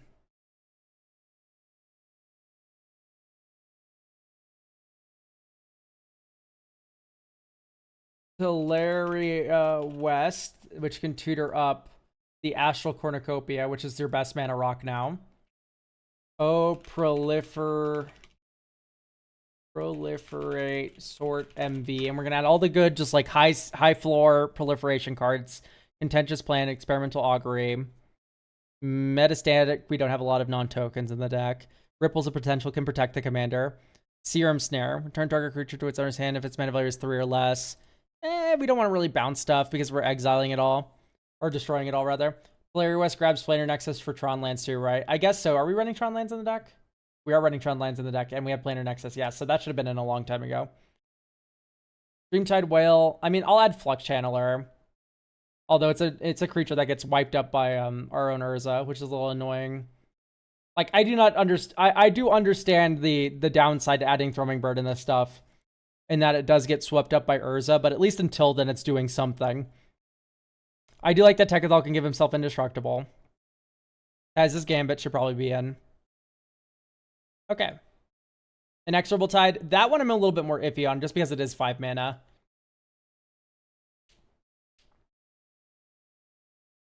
Yeah, like Prophetic Prism probably shouldn't be in. Horizon Stone definitely shouldn't be in. Flagstone's a little weird. Mystic Forge is a little weird to me. I like Uthros Research Craft, though.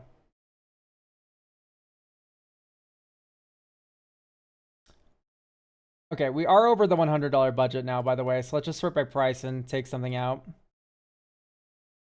Damn, Staff of Completion's $1 billion? Okay, no, it isn't. It just gave us an expensive printing for no reason.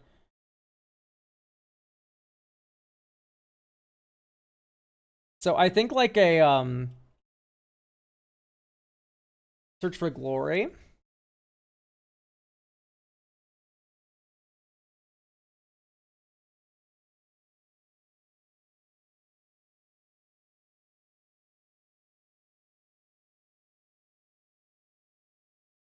This could be a good portent of Calamity.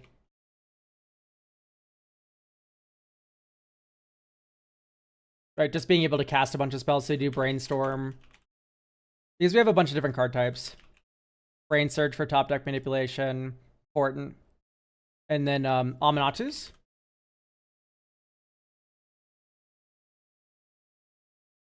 We can try it out like this. Guild Globe, ugly.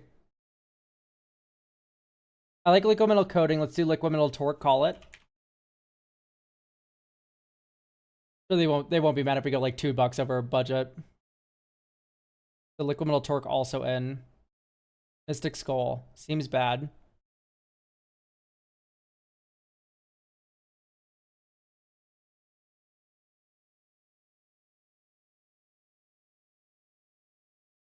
So probably like just one more island or one more plains, and then we can go. Can we have a shout out to your channel artist? JG draws everything I do, and they're listed in the description of all of my videos. Their social, or it's either their website or their socials. I actually wouldn't keep this hand just because we're all blue but no blue source. This is far more keepable. Draw, plains, next turn. Island, go. Or island, Liquid Metal Coating, go. And then this turn is plains. Or, yeah, plains, pass, stern lesson. Draw 2, then discard a card. Discard Thousand Moon Smithy. Add token Power Stone. Next turn, plains. Then you go 1 Soul Ring. And then you go Island, Plains, 1. Urza, 2, 3. Search for Glory. Get a Planeswalker of some sort.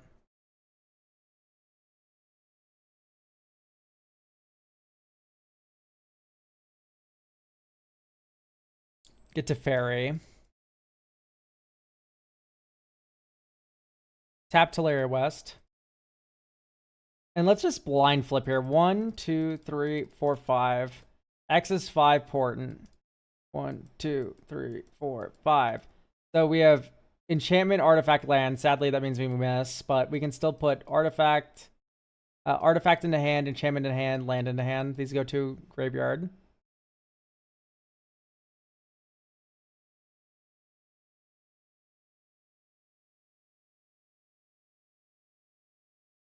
Okay, I want to find something else than Search for Glory. Oh, no, because this is legendary. Okay, we can tutor it with search for glory. Okay, search says.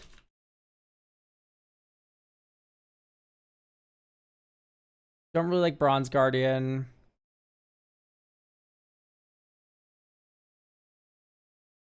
Those just seem fine. Once again, we're gonna sort by price.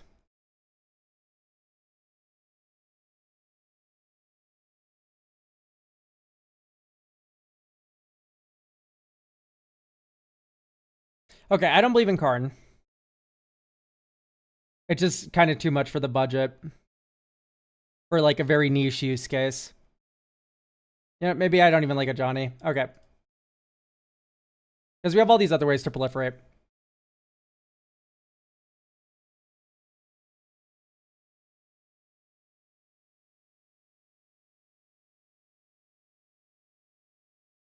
Let's go. Exile target non-land permanent. And the joke is you can flicker Urza with this. So Felly is probably like the heat, right?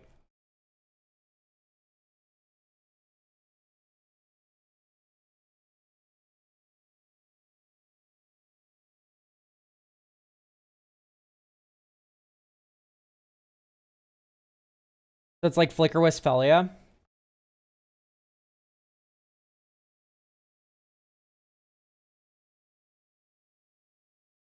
Because this lets you reset Urza, which is really interesting to me.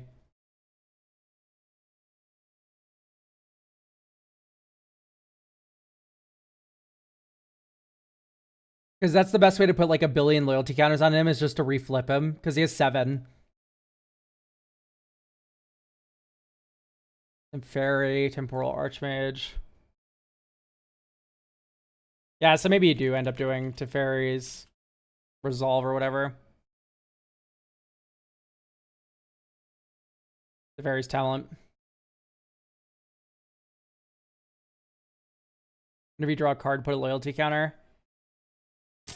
So maybe you do Frantic.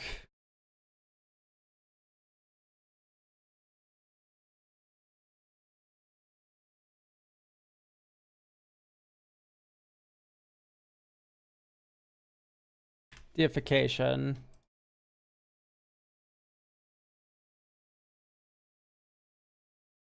Choose Urza. Planeswalkers you control the chosen type have hexproof. As long as you control a creature, if damage would be dealt to a planes of the chosen type. But we won't control a creature sometimes. Although we do have artifact creatures, so actually we would. Brain Surge is already in, I think, right? Yeah, Brain Surge is already in. We could do like Brainstone. Brainstone feels a little better. Alright, let's play test this out now. Unkeepable. Okay.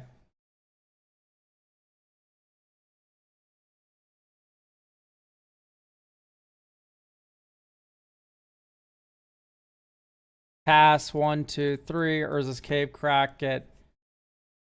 Oh, you.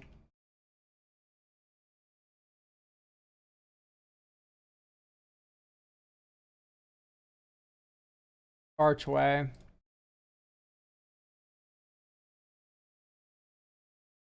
Okay. So we go blue, 1, Teleria West. Get Astral Cornucopia. And then you go 1, 2, Everflowing Chalice. Next turn. 1, 2, 3, Urza. 1, 2, Astral Cornucopia. 1, 2, 3. Search for Glory. Get Mightstone and Weakstone.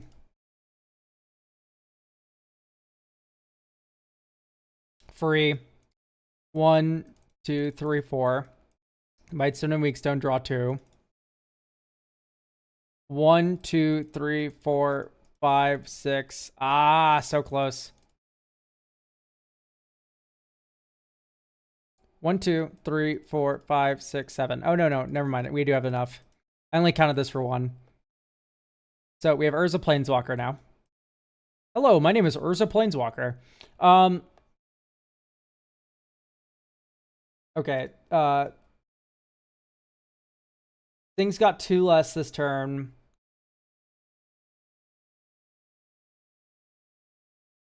And then we will draw 2, discard 2. Draw 2, then discard 1. Nice.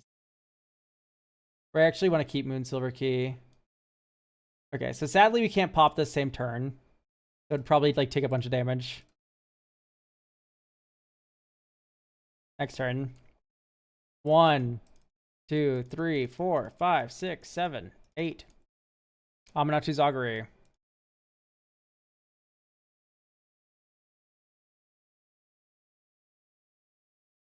Okay, so this is the top 8 cards. We get Teferi.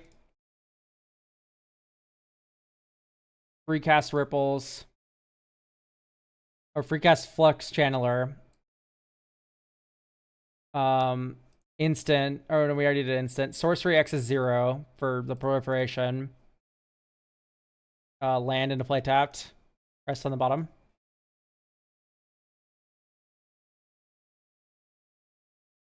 And then we can go -1. So we proliferated twice there. We tap this for colorless. And you go untap, untap, untap, untap. This is where like Display Circuit would be disgusting, by the way, because you keep flickering Teferi and then you go insane. So like if you ever find $20 or is it 40 now? Something like that. If you ever find some money, get a Display Circuit. And so let's +2 Urza. That's our first activation of Urza this turn. Artifact, instants, and sorceries we cast this turn cost 2 less to cast. So this one's free. Island. That gets us a proliferation. This one's free. That gets us a proliferation. Blue. We should have done this first. Whenever you cast a non-creature spell, choose a counter on a target. Yeah, so we would cast this first. Okay, now we -10. Which sadly gets rid of our Flux Channeler, but whatever. She had it coming. 1. So 1, 2, 3, 4. Moon Silver Key gets the stupid artifact. This one gets which is Staff of Completion. It costs 1 mana to cast. Think, proliferate, counter, counter, counter, counter. Alright, everything's been blown up. This turn, you go proliferate, counter, counter, counter, counter. Crack, or 1, 2, 3, 4. Karn's Bastion, proliferate.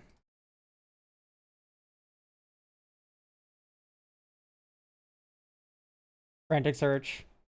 Draw 2. Discard 2. We'll put a counter on Teferi.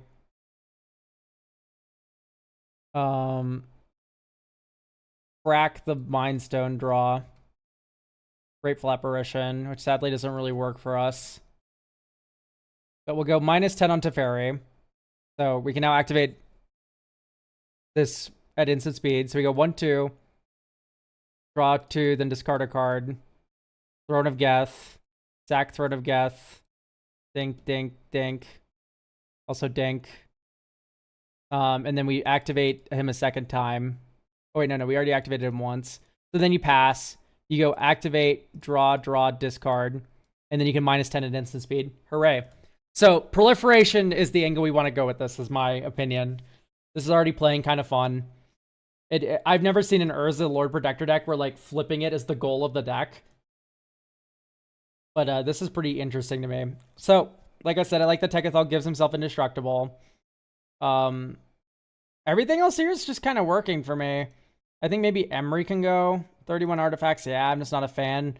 Like, we add the Academy Ruins and the Buried Ruin now to help with the recursion of the Might Stone and Weak Stone, and we can get those off of a Teleri West, or now off of a Expedition map, which I'll add right now.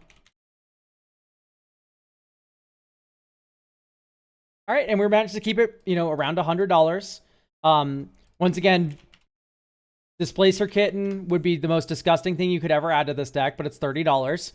And Coveted Jewel should always join Displacer Kitten. whenever you add one to the deck, you should add the other. But I like how both of those work with the fairy as well, right? This wombo, and when you have Displacer Kitten as well, 1 mana Teferi is also really insane.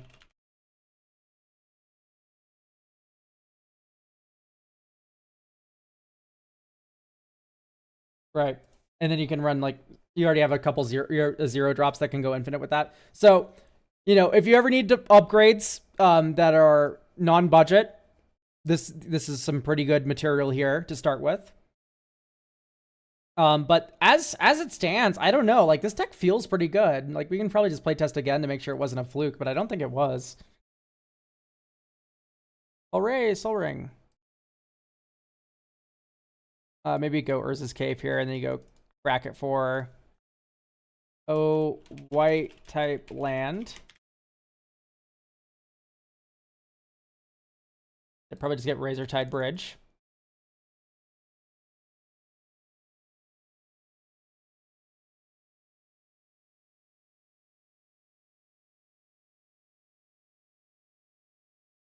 So now we can go 1-2 Urza Silex. And then you go blue 1-2. Repurposing Bay, pass. Swords your thing.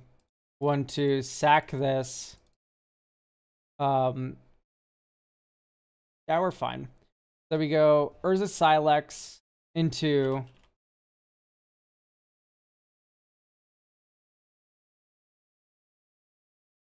Thousand Moon Smithy.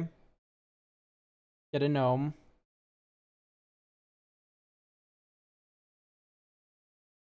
And we go 1-2, Uthros Research Craft. And then you go Mightstone, Weakstone, draw 2 cards. And then you go blue 1, Thicker Moon Gauntlet, draw a card this turn. Go 1, 2, 3. Flux Channeler. No, you don't. And the reason is because 1, 2, 3, 4, 5, 6, 7. You needed to transform these into Urza. And then you go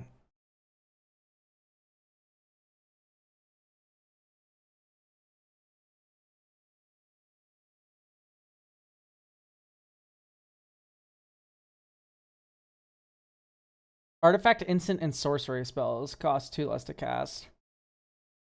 So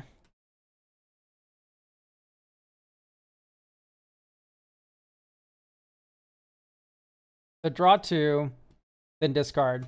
Sorry I'm not super talkative with chat right now, by the way. I'm like, I literally feel smoke coming out of my ears playing this deck. Probably just +1 again. Draw 2, discard. Okay. Now you can just drop a Flux Channeler.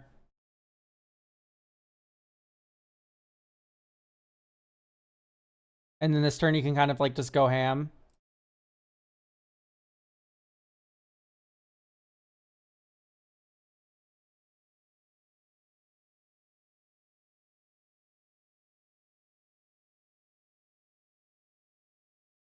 Here we have Liquid Metal Coating being a beast.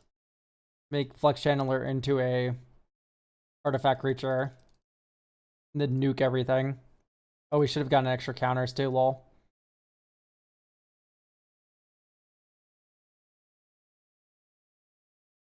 Yeah, like Urza is just like a one-sided board wipe, which is really funny. I mean, I feel like this is just good to go. It's doing the thing, which is what the deck wants to do at all. So, hooray, we've done it. Case cracked. Urza flipped. All right, thank you so much, everyone, for joining us. I think that does it. I think not only does that deck review finish, but we've also been done with the stream. So, YouTube, thank you so much for joining us. But alas, we will be leaving now.